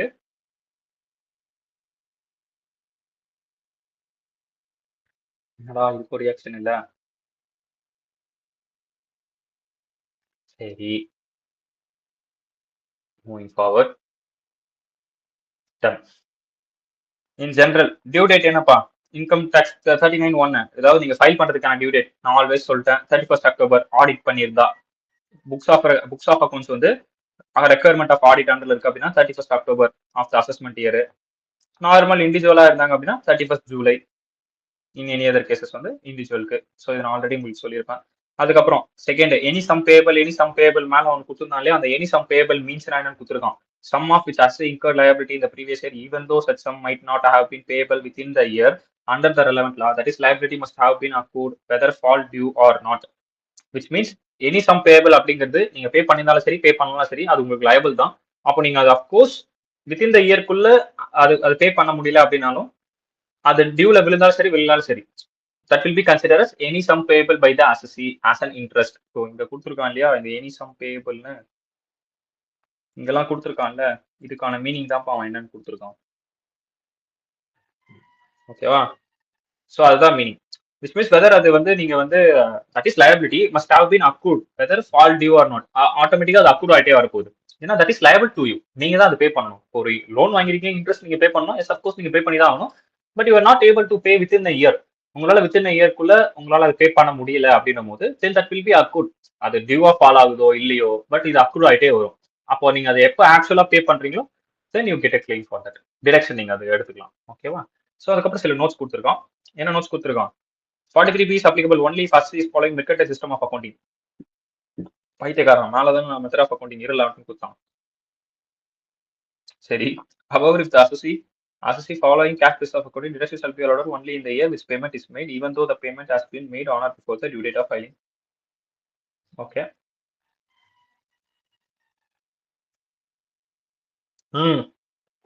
சாரி, இந்த பாயிண்ட் இங்கே முடிஞ்சிச்சு. இந்த பாயிண்ட் ரிலேட்டடா இங்க கொடுத்துருக்கான். இப்போ அக்ரூட் ஆகிட்டே வரும் நான் சொன்னேன் இல்லையா, அவனால அதை பே பண்ண முடியல, அவன் அக்ரூட் பண்ணிட்டே வரான்னு. அப்போ அக்ரூட் பண்ணிட்டே வரான் அப்படின்னா அவன் மெர்கன்டைல் சிஸ்டம் ஃபாலோ பண்ணிக்கணும்னு சொல்ல வரான். அப்படி நீங்க அக்ரூட் பண்றீங்க அப்படின்னா மெர்கன்டைல் சிஸ்டம் ஃபாலோ பண்ணணும். இன்கேஸ் நீங்க however assessee cash basis accounting follow பண்ணாரு அப்படின்னா அந்த வருஷத்துல மட்டும் தான் அவரால் எடுத்துக்க முடியும். இப்போ பாருங்க, however if an assessee follow cash basis of accounting, deduction shall be allowed only in the year in which payment is made. எந்த இயர்ல அந்த பேமெண்ட் ஆகுதோ அந்த இயர்ல தான் உங்களால எடுத்துக்க முடியும். இன்கேஸ் மெர்கன்டைல்ல வந்துச்சு அப்படின் போது அது அக்ரூட் ஆகிட்டே வந்துட்டு இருக்கும். ஓகேவா? So that is the note they are mentioning. இப்போ அந்த பாயிண்ட் படிச்சு பார்த்தீங்கன்னா உங்களுக்கு அண்டர்ஸ்டாண்ட் ஆகும். That's why they are mentioning the mercantile system. அதுக்கப்புறம் the provision of claim deductions payment on or before the due date of filing of return shall be applied of the relevant previous year. Such liability incurred if any payment is made afterwards, deduction shall be allowed in the previous year in which payment is actually made without considering the due date. அதெல்லாம் வேணாம், example படிங்க, அது புரிஞ்சிடும். Mister X என்ன பண்ணிருக்காரு? Mister X paid professional tax 10,000 relating to the previous year 2020-21. சரி, okay, எல்லாத்தையும் forget பண்ணுங்க, இந்த எக்ஸாம்பிளுக்கு வாங்க. அப்படியே ஓகே, ஃபுல்லா ஃபர்கெட் பண்ணுங்க, புக்கை திருப்புங்க, எக்ஸாம்பிள் மட்டும் பாருங்க. எக்ஸாம்பிள் மட்டும் ஞாபகம், மற்ற எல்லாத்தையும் மறந்துருங்க. இதுக்கு முன்னாடி பார்த்த எல்லாத்தையும் மறந்துருங்க. Okay, example. Mister X paid professional tax. எவ்வளவு ப்ரொஃபஷனல் டாக்ஸ் பே பண்றாரு? 10,000 ரூபாய் பே பண்றாரு. Related to the previous year 2020-21 pay பண்றாரு. இந்த ப்ரீவியஸ் இயருக்கு ரிலேட்டிங் ஆனதை எந்த இயர்ல கொண்டு வந்து பே பண்றாரு? ஆன் 7/5/2024. 24-25ல பே பண்றாரு. 2020-21ல 2021ஓட கொண்டு வந்து 24-25ல பே பண்றாரு. அண்டர்ஸ்டாண்ட் ஆகுதா? அப்ப பே பண்ண வேண்டியது இப்ப பே பண்றாரு. Deduction for such expenses shall be allowed in the previous year 24-25, not in the previous year 23-24. which means ஆனா இந்த வருஷத்தான் பே பண்றாரு, இதுதான் ப்ரீவியஸ் இயர், அப்போ இதுக்கு நான் டிடக்ஷன் எடுத்துக்கணும்னா அடுத்த அசஸ்மெண்ட் இயருக்கு தான் போகணும். அப்போ அடுத்த அசஸ்மெண்ட் இயருக்கு போறது என்னது 2025-26 அப்படி இல்லைன்னா இதுக்கு முந்தின ப்ரீவியஸ் இயருக்கு போகணும். முந்தின ப்ரீவியஸ் இயர் 23-24 நான் அப்போ எடுத்துப்பேனா அப்படின்னு கேட்டா இல்ல. எந்த வருஷத்துல அவர் கட்டியிருக்காரோ அதே சேம் இயர்லயே நீங்க டிரெக்ஷன் எடுத்துக்கணும் அப்படின்னு நாங்க சொல்ல வரோம். புரியுதா? அதுதான் அந்த எக்ஸாம்பிள். விச் மீன்ஸ் 24-25ல அவர் கட்டியிருக்காரு. எந்த வருஷத்துக்கு 2021 கொண்டு வந்து 24-25ல கட்டியிருக்காரு. நீங்க முந்தின ப்ரீவியஸ் இயருக்கும் போகக்கூடாது, அடுத்த அசஸ்மெண்ட் இயருக்கும் போகக்கூடாது.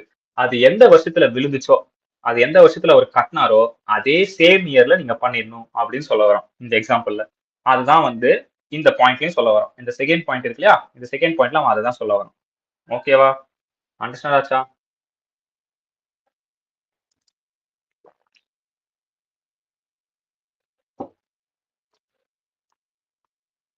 ஓகே, புரியுதுன்னு நினைக்கிறேன். அடுத்த தேர்ட் பாயிண்ட் போறோம். Where outstanding interest on loan taking from bank investors is converted into loan debenture or any other instrument by way of liability to pay deferred to a future date, then such interest is not deemed to be as interest paid. ஐயோ, இப்போ ஒரு loan நம்ம ஒன்று எடுத்திருக்கோம். அந்த லோனை வந்து நம்ம கன்வெர்ட் பண்ணிட்டோம். என்னவானா டிபெஞ்சராவோ இல்ல அதர் இன்ஸ்ட்ருமெண்டாவோ நம்ம கன்வெர்ட் பண்ணிட்டோம். இப்படி அப்போ கன்வெர்ட் பண்ணும்போது நம்ம வேற ஏதாவது ஒரு அமௌண்ட் பே பண்ணுவோம் இல்லையா, ஃபியூச்சர் டேட்டுக்கு அதுக்கு இன்ட்ரெஸ்ட் மாதிரி சம்திங் ஏதாவது பே பண்ணுவோம் இல்லையா. அப்போ டிபெஞ்சர் இருக்குன்னா இப்போ டிபெஞ்சர் ஹோல்டர்னா டெஃபினட்டா நம்ம இன்ட்ரெஸ்ட் பே பண்ணி தான் ஆகணும். நம்ம டிபெஞ்சர் கொடுத்துருக்கோம், நம்ம இன்ட்ரெஸ்ட் பே பண்ணோம், கன்வெர்ட் பண்ணிட்டோம், டிபெஞ்சரா கன்வெர்ட் பண்ணிட்டோம். அப்ப நம்ம கொடுக்க வேண்டியது தென் அந்த இன்ட்ரெஸ்ட் வந்து டீம் டு பி இன்ட்ரெஸ்ட் பெய்டா, அது இன்ட்ரெஸ்ட் பெய்டு தானா அப்படின்னு கேட்டா அது இன்ட்ரெஸ்ட் பெய்ட் கிடையாது, அது வந்து இது கண்டர்ல வராது அப்படின்னு சொல்றாங்க. இன் ஃபியூச்சர் டேட்ல ஏதாவது டெஃபர் ஆகுது, liability to pay defer in future date, then such interest is not deemed to be interest paid. ஓகேவா? அதுக்கப்புறம் கீழே கொடுத்துருக்க பாயிண்ட்ல என்ன,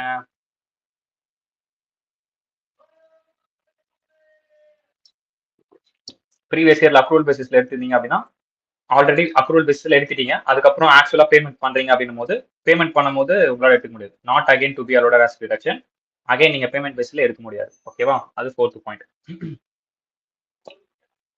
ஃபிஃப்த் பாயிண்ட்ல என்ன சொல்லிருக்கீங்க, employer contribution just go through பண்ணுங்க. அது வந்து ஆக்சுவலா பே பண்ணி தான் எடுத்துக்கலாம் அப்படின்ற மாதிரி இருக்கும். ஓகேவா? ஸோ இல்லுஸ்ட்ரேஷன் 77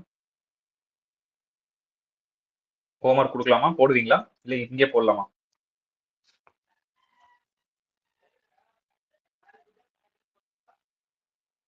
என்னப்பா ஹோம்ஒர்க் கொடுக்கலாமா, போடுவீங்களா இல்லை இப்பயே போடலாமா?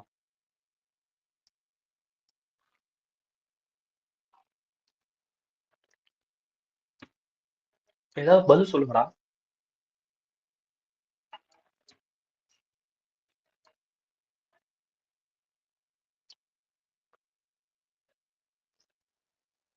பாலா,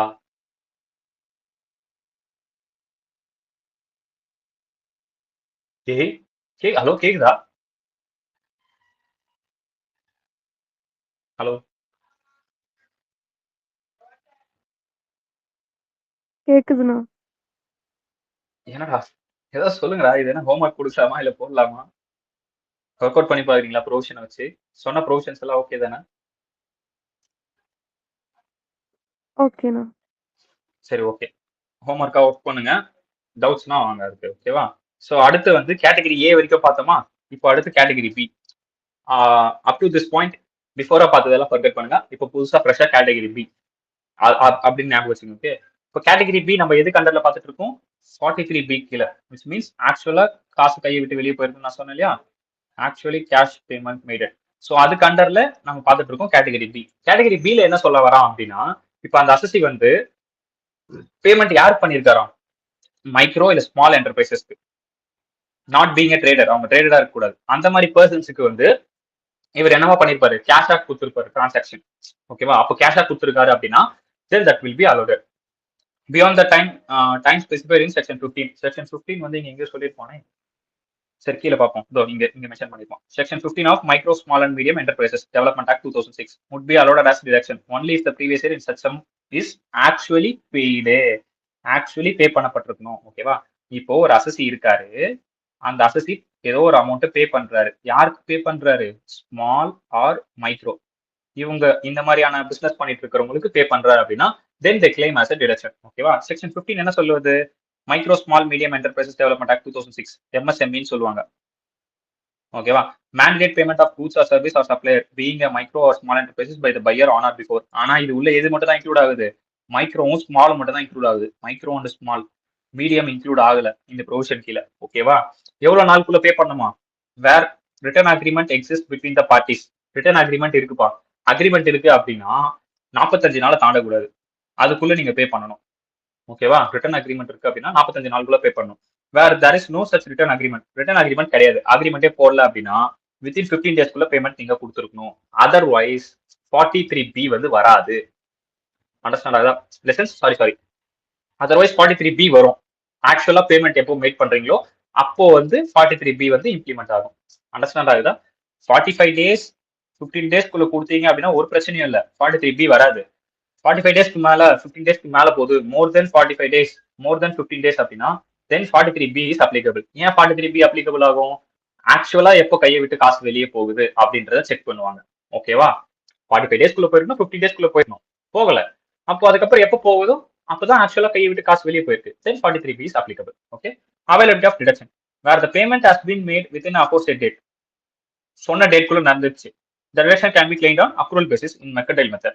ஓகே, எடுத்துக்கலாம், நீங்க டிடக்ஷன் எடுத்துக்கலாம் அப்படின்னு சொல்லிட்டான். In any other cases, the deduction is would be allotted in the previous year. ஆக்சுவலா எப்போ பே ஆகுதோ வித்தின் த டேட் குள்ள பண்ணியிருந்தா நீங்க அக்ரூவல் பேசிஸ்ல எடுத்துக்கலாம்னு சொல்லியாச்சு. இன்கேஸ் நீங்க வித்தின் த டேட் குள்ள பண்ணல அப்படின்னா ஆக்சுவல் பேமெண்ட் எப்போ பண்றீங்க?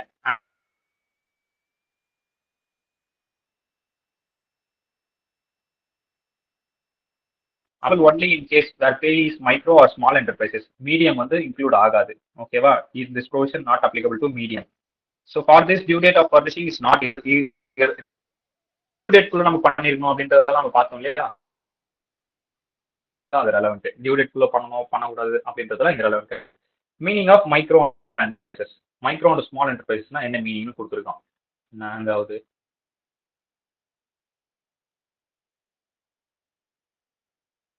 ஓகே. ஸோ என்ன மீனிங் அப்படின்னு பார்த்தீங்கன்னா, என்டர்பிரைசஸ் மைக்ரோனா அவனோட investment in plant and machinery. Plant and machinery எவ்வளவு இன்வெஸ்ட்மெண்ட் பண்ணிருக்கணும்? லெஸ் தென் 25 lakhs இருக்கு அவனோட இன்வெஸ்ட்மெண்ட் அப்படின்னா then it will be considered as micro. ஸ்மாலா இருக்கு அப்படின்னா 5 crores, லெஸ் தென் 5 crores வரைக்கும் அவன் இன்வெஸ்ட்மெண்ட் இருக்கணும். இந்த 25 lakhs இங்க வரக்கூடாது. இன்வெஸ்ட்மெண்ட் வந்து 5 crores லெஸ் தென்னா இருக்கு அப்படின்னா then it will become as small. ஸ்மாலை விட கம்மி தான் மைக்ரோ, அதனால அதுக்கு 25 lakhs, இங்க 5 lakhs. அதே மாதிரி பிளான்ட் அண்ட் மிஷினரி, இங்க எக்யூப்மெண்ட் சர்வீஸ் ப்ரொவைடர் இருந்தாருன்னா எக்யூப்மெண்ட் எவ்வளவு இன்வெஸ்ட்மெண்ட் பண்ணிருக்கணும்? லெஸ் தென் 10 lakhs இருந்துச்சுன்னா மைக்ரோ, லெஸ் தென் 2 crore இருந்துச்சுன்னா ஸ்மால். ஆனா நான் அந்த small scale industry micro scale industries நான் எப்படி நான் கண்டுபிடிக்கிறது அப்படின்னா இதை வச்சுதான் கண்டுபிடிக்கணும். ஓகே. ஃபார் கால்குலேட்டிங் திஸ் இந்த 10 lakhs 2 lakhs இருக்கிறோம் இல்லையா, அந்த கால்குலேஷன் பர்பஸ்க்கு cost of pollution control cost, research development, industry safety device and such notified items will be excluded. இந்த மாதிரி ஐட்டம்லாம் நீங்க எக்ஸ்க்ளூட் பண்ணணும். இதெல்லாம் பிளான்ட் அண்ட் மிஷினரியில இல்ல எக்யூப்மெண்ட்ல சேருமான்னு கேட்டா சேராது. இதெல்லாம் சேராம 25 லட்சம் 10 லட்சம் 5 கோடி 2 கோடி வருது அப்படின்னா then that will be consider as micro and small. Okay. அடுத்து கீழே ஒரு எக்ஸாம்பிள் கொடுத்துருக்கான். என்ன எக்ஸாம்பிள் கொடுத்துருக்கான்? Micro and small medium enterprises related. Liability எப்போ அக்ரூர் ஆயிருக்கு? 29/3/2024 லயபிலிட்டி அக்ரூர் ஆயிருக்கு. பேமெண்ட் எப்போ பண்ணிருக்கீங்க? 2/4/2024. எவ்வளவு நாளுக்குள்ள பண்ணிருக்கீங்க? Within 15 days. கரெக்டா? வித்தின் 15 days தான் நடந்திருக்கு. விச் மீன்ஸ் அடுத்த அசஸ்மெண்ட் இயருக்கு தான் போயிருக்கு, ஆனாலும் வித்தின் 15 days நடந்திருக்கு. கரெக்டா? அப்போ 43B அப்ளிகபிள் ஆகும்னு கேட்டா அப்ளிகபிள் ஆகாது, ஏன்னா வித்தின் 15 days நடந்து போச்சு. ஸோ அப்போ அசஸ்மெண்ட் இயர் 24-25 அலோவ் பண்ணிக்கலாம் அப்படின்னு சொல்லிட்டான். பேமெண்ட் மேக் பண்ணது 2024-25 தான், அப்போ அதுலயே அலோவ் பண்ணிக்கலாம் அப்படின்னு சொல்லிடுவாங்க. ஓகேவா? இப்போ micro and small medium enterprises 29/3 தான், ஆனா பேமெண்ட் எப்போ ஆயிருக்கு? 30/12/2024. எப்பா, கிட்டத்தட்ட March, April, May, June, July, August, September, October, November, December 9 மாசம். 9 monthsனாலே 45 days தாண்டி எங்க பிச்சுக்கிட்டு இருக்கு. அப்போ டெஃபினட்டா 43B வந்து இம்ப்ளிமெண்ட் ஆகும். எஸ். ஆனா எந்த அசஸ்மெண்ட் இயர்ல உங்களால எடுத்துக்க முடியும்? இது 2024-25 இருக்கு. அப்போ அதுக்கு அடுத்து வரக்கூடிய அசஸ்மெண்ட் இயர்ல தான் எடுத்துக்க முடியும். 25-26 தான் உங்களால எடுத்துக்க முடியும், ஏன்னா 43B அப்ளிகபிள் ஆயிருக்கு. கரெக்டா? அதுக்கு அடுத்து micro and small medium enterprises. So 29 வந்திருக்கணும், 36 பண்ணியிருக்கான். 36 அப்படின்னும் போது ஏப்ரல், மே, ஜூன் 3 மாசம், 3 × 30 ஆட்டோமேட்டிக்கா 90 days வந்துருச்சு. அஃப்கோர்ஸ் 43B இம்ப்ளிமெண்ட் ஆக போகுது. எஸ், அதே சேம் ப்ரீவியஸ் இயர்ல எடுத்துக்கோங்க. Okay, done. இப்போ bonus to employees. Bonus bonus to employees வரும்போது மார்ச் மந்த் நடந்திருக்கு 31/3/2024 நடந்திருக்கு. Okay. Payment made on 36/2024. Okay. April May June ஆப்வியஸா மோர் தென் 45 டேஸ்ல தான் இருக்கு. ஏன்னா அக்ரிமெண்ட் இருந்தா 45 டேஸ் மோர் தென் 50 டேஸ் தான் இருக்கு. Yes of course 43B is applicable. ஆனா அசஸ்மெண்ட் இயர் 24-25 அலோவ் பண்ணியிருக்கான்.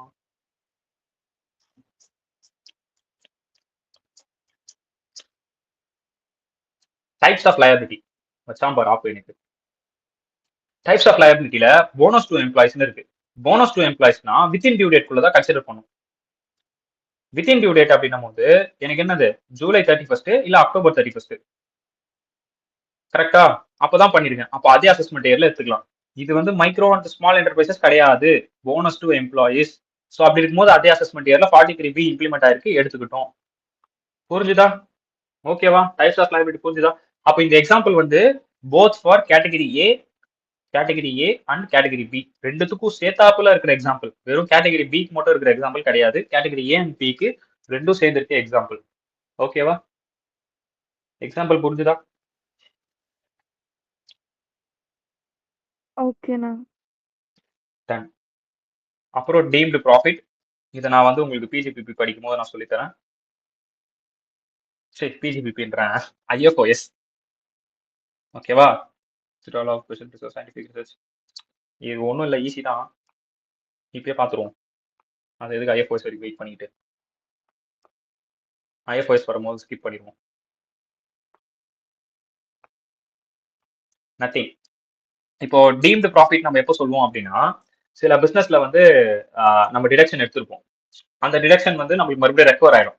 அப்படி ரெக்கவர் ஆகுது அப்படின்னா then that will be considered as deemed profit. அது எப்படி நான் ரெக்கவர் ஆகும்? Some of the situation recover ஆகுது அப்படி. ஓகே.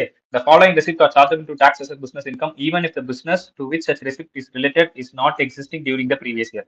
Which means ஒரு சில ரெசிப்ட்ஸ் வந்து உங்களுக்கு chargeable to income tax. Even the business receipts, அந்த ரெசிப்ட்ஸ் வந்து உங்களோட பிசினஸ்க்கு ரிலேட்டடே இல்லை. அதாவது ரிலேட்டடே இல்லைன்னா எப்பயோ நடந்து முடிஞ்சு நீங்க உங்க பிசினஸ் ரன் பண்ணி வேற லெவல் கொண்டு வந்துட்டு இப்படி போயிட்டு இருக்கீங்க அப்படின்னும் போது திரும்ப நீங்க பண்ண எக்ஸ்பெண்டிச்சர் உங்களுக்கு திரும்ப கைக்கு வருது அப்படின்னும் போது எக்ஸிஸ்டன்ஸ்ல இல்ல, ரிலேட்டிங் டு த எக்ஸிஸ்டன்ஸ் அந்த ரிலேட்டிங்கே கிடையாது, ஆனா அது உங்களுக்கு திரும்ப கிடைக்குது அப்படின்னா then that is considered as deemed profit. Already நீங்க ஒரு எக்ஸ்பென்ஸ் பண்ணிருக்கீங்கப்பா, எக்ஸ்பென்ஸ் பண்ணதை டிடக்ஷன் எடுத்துட்டீங்கப்பா பிஜிபிபிக்கில 2019. ஓகேவா? நீங்க 2019 பண்ண எக்ஸ்பென்ஸ் 2024 திரும்ப உங்க கைக்கு வருது. ஓகே. அப்போ திரும்ப உங்க கைக்கு இந்த எக்ஸ்பெண்டிச்சர் வருது அப்படின்னா then that is considered as deemed profit. உங்களுக்கு அது டீம்டு ப்ராஃபிட். நீங்க வந்து சொல்லக்கூடாது நான் பண்ண எக்ஸ்பெண்டிச்சர் திரும்ப என் கைக்கு வந்ததுன்னு. நீங்க பண்ண எக்ஸ்பெண்டிச்சர் நீங்க டிடக்ஷன் எடுத்துட்டீங்க already.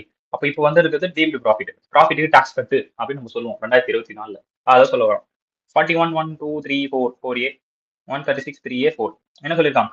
Recovery against any deduction given below.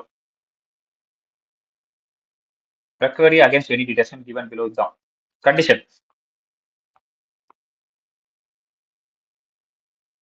என்னென்ன கொடுத்துருக்கான்? வேற an allowances or deductions allowed in an estimate year in respect of loss, expenditure or trading liability incurred by the assessee. சரி, ஓகே, இதெல்லாம் common point தான். Trading liability நம்ம கொடுக்க வேண்டியது. Trading லைபிலிட்டினா என்ன? கிரெடிட்டாஸ் இந்த மாதிரி தான் சொல்ல வரோம்.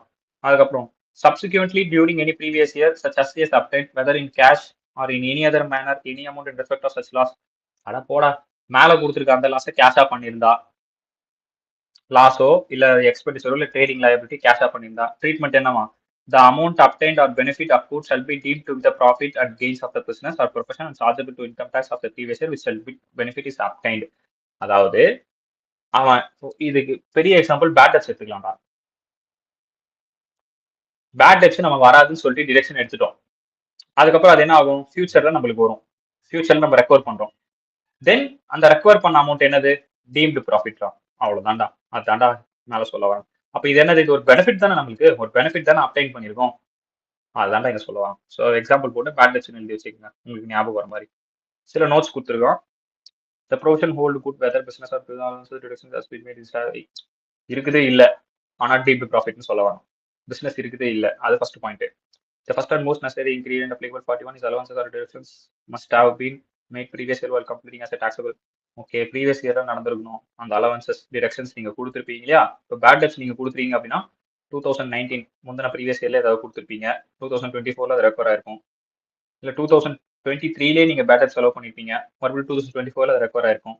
So that is previously they mentioning the previous year இல்ல previously. Okay. That benefit has been obtained by successor in business. Such benefit shall be taxable in the hands of successor. இப்போ firm இருக்கு. firm நான் வந்து கம்பெனியா மாத்திட்டேன். இந்த company தான் successor எனக்கு, கரெக்டா? கம்பெனியா மாறினதான் எனக்கு சக்சஸர். இந்த firm கிட்ட வந்து ஆல்ரெடி இந்த பேட் டெப்ட்ஸ் இருக்கு. பேட் டெப்ட்ஸ் firm எனக்கு கிளைம் பண்ணிச்சு. கம்பெனியா மாறினதுக்கு அப்புறம் அந்த பேட் டெப்ட்ஸ் வந்து ரெக்கவர் ஆகுது. அப்ப அந்த ரெக்கவர் ஆகுற அமௌண்ட் கம்பெனி கையில டாக்ஸபிள் ஆகும். firm கையில டாக்ஸபிள் ஆகுது, கம்பெனி கையில டாக்ஸபிள் ஆகும். அதுதான் தேர்ட் பாயிண்ட். ஓகே. நெக்ஸ்ட், கவலைப்படாதீங்க, இந்த கதைலாம் ஞாபகம் வரும் நீங்க படிக்கும் போது உங்களுக்கு. ஸோ நீங்க எப்படி அதை எழுதி வச்சுக்கிறீங்கன்றத பொறுத்து உங்களுக்கு இதெல்லாம் ரிமெம்பர் ஆகும். ஓகேவா? So this is all about 41. அதுக்கப்புறம் 42 பேலன்சிங் சார்ஜஸ். ஆல்ரெடி டிஸ்கஸ் பண்ணோமா பேலன்சிங் சார்ஜஸ்? அது சேல் ஆஃப் அசெட், அதுவும் டிஸ்கஸ் பண்ணுமா? Sale of scientific asset discuss the earlier கொடுத்துருக்கோம். Recovery of bad debts one far discuss the earlier. அதுக்கப்புறம் withdrawal from specified reserve special reserve created by financial corporation under section 36(1)(8). Financial corporation படி ஏதாவது ஒரு special reserve நம்ம படிச்சோம், 100% deduction எடுத்துக்கலாம் அப்படின்ற மாதிரி, அதை நீங்க வித்ட்ரா பண்ணிட்டீங்க அப்படின்னா. அதுக்கப்புறம் வேற என்ன கொடுத்துருக்கான்? 176(3)(a and 4) recover after discontinues of business of provision, which means இதுவே மூடிட்டேன், பிசினஸே டிஸ்கண்டினியூ பண்ணிட்டேன், அதுக்கப்புறம் எனக்கு ரெக்கவர் ஆகுது அப்படின்னா கண்டிஷன் பிசினஸ் ஆஃப் ப்ரொவிஷன் கீழே கொடுத்துருக்கான் பாருங்க. ஓகே. ஸோ என்ன சொல்லி கொடுத்துருக்கான் கண்டிஷன்ப்பா?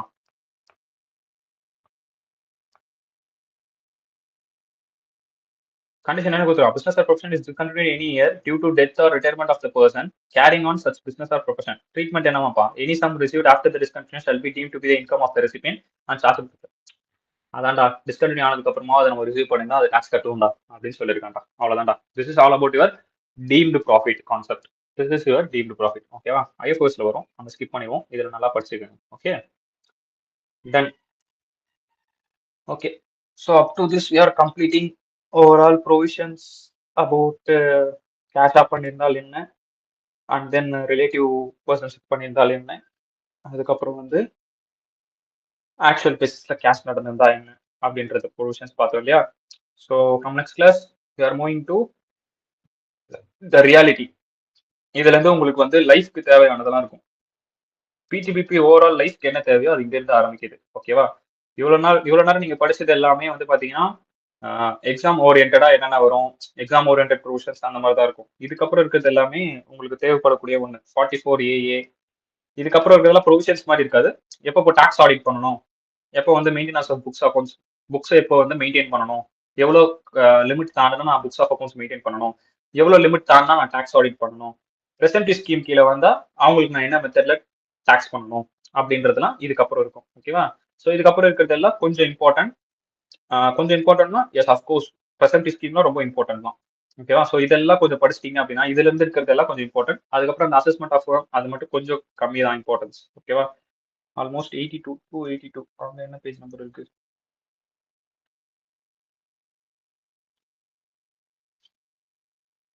66, 76, 86. ஒரு 15 to 15 பேஜஸ் தான் இருக்கு. ஓகேவா? 15 to 18 பேஜஸ் தான் இருக்கு பிஜிபிபி முடியறதுக்கு. ஓகே, ஒரு 2 கிளாஸ் பர் டேக்கு ஒரு 10 பேஜஸ் முடிச்சோம்னா பிஜிபிபி இஸ் ஓவர்.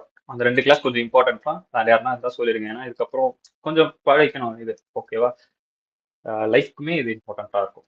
அதனால ப்ராக்டிக்கலா நீங்க போற இடத்துல இதெல்லாம் தான் கேட்பாங்க பிஜிபிபி ரிலேட்டடா.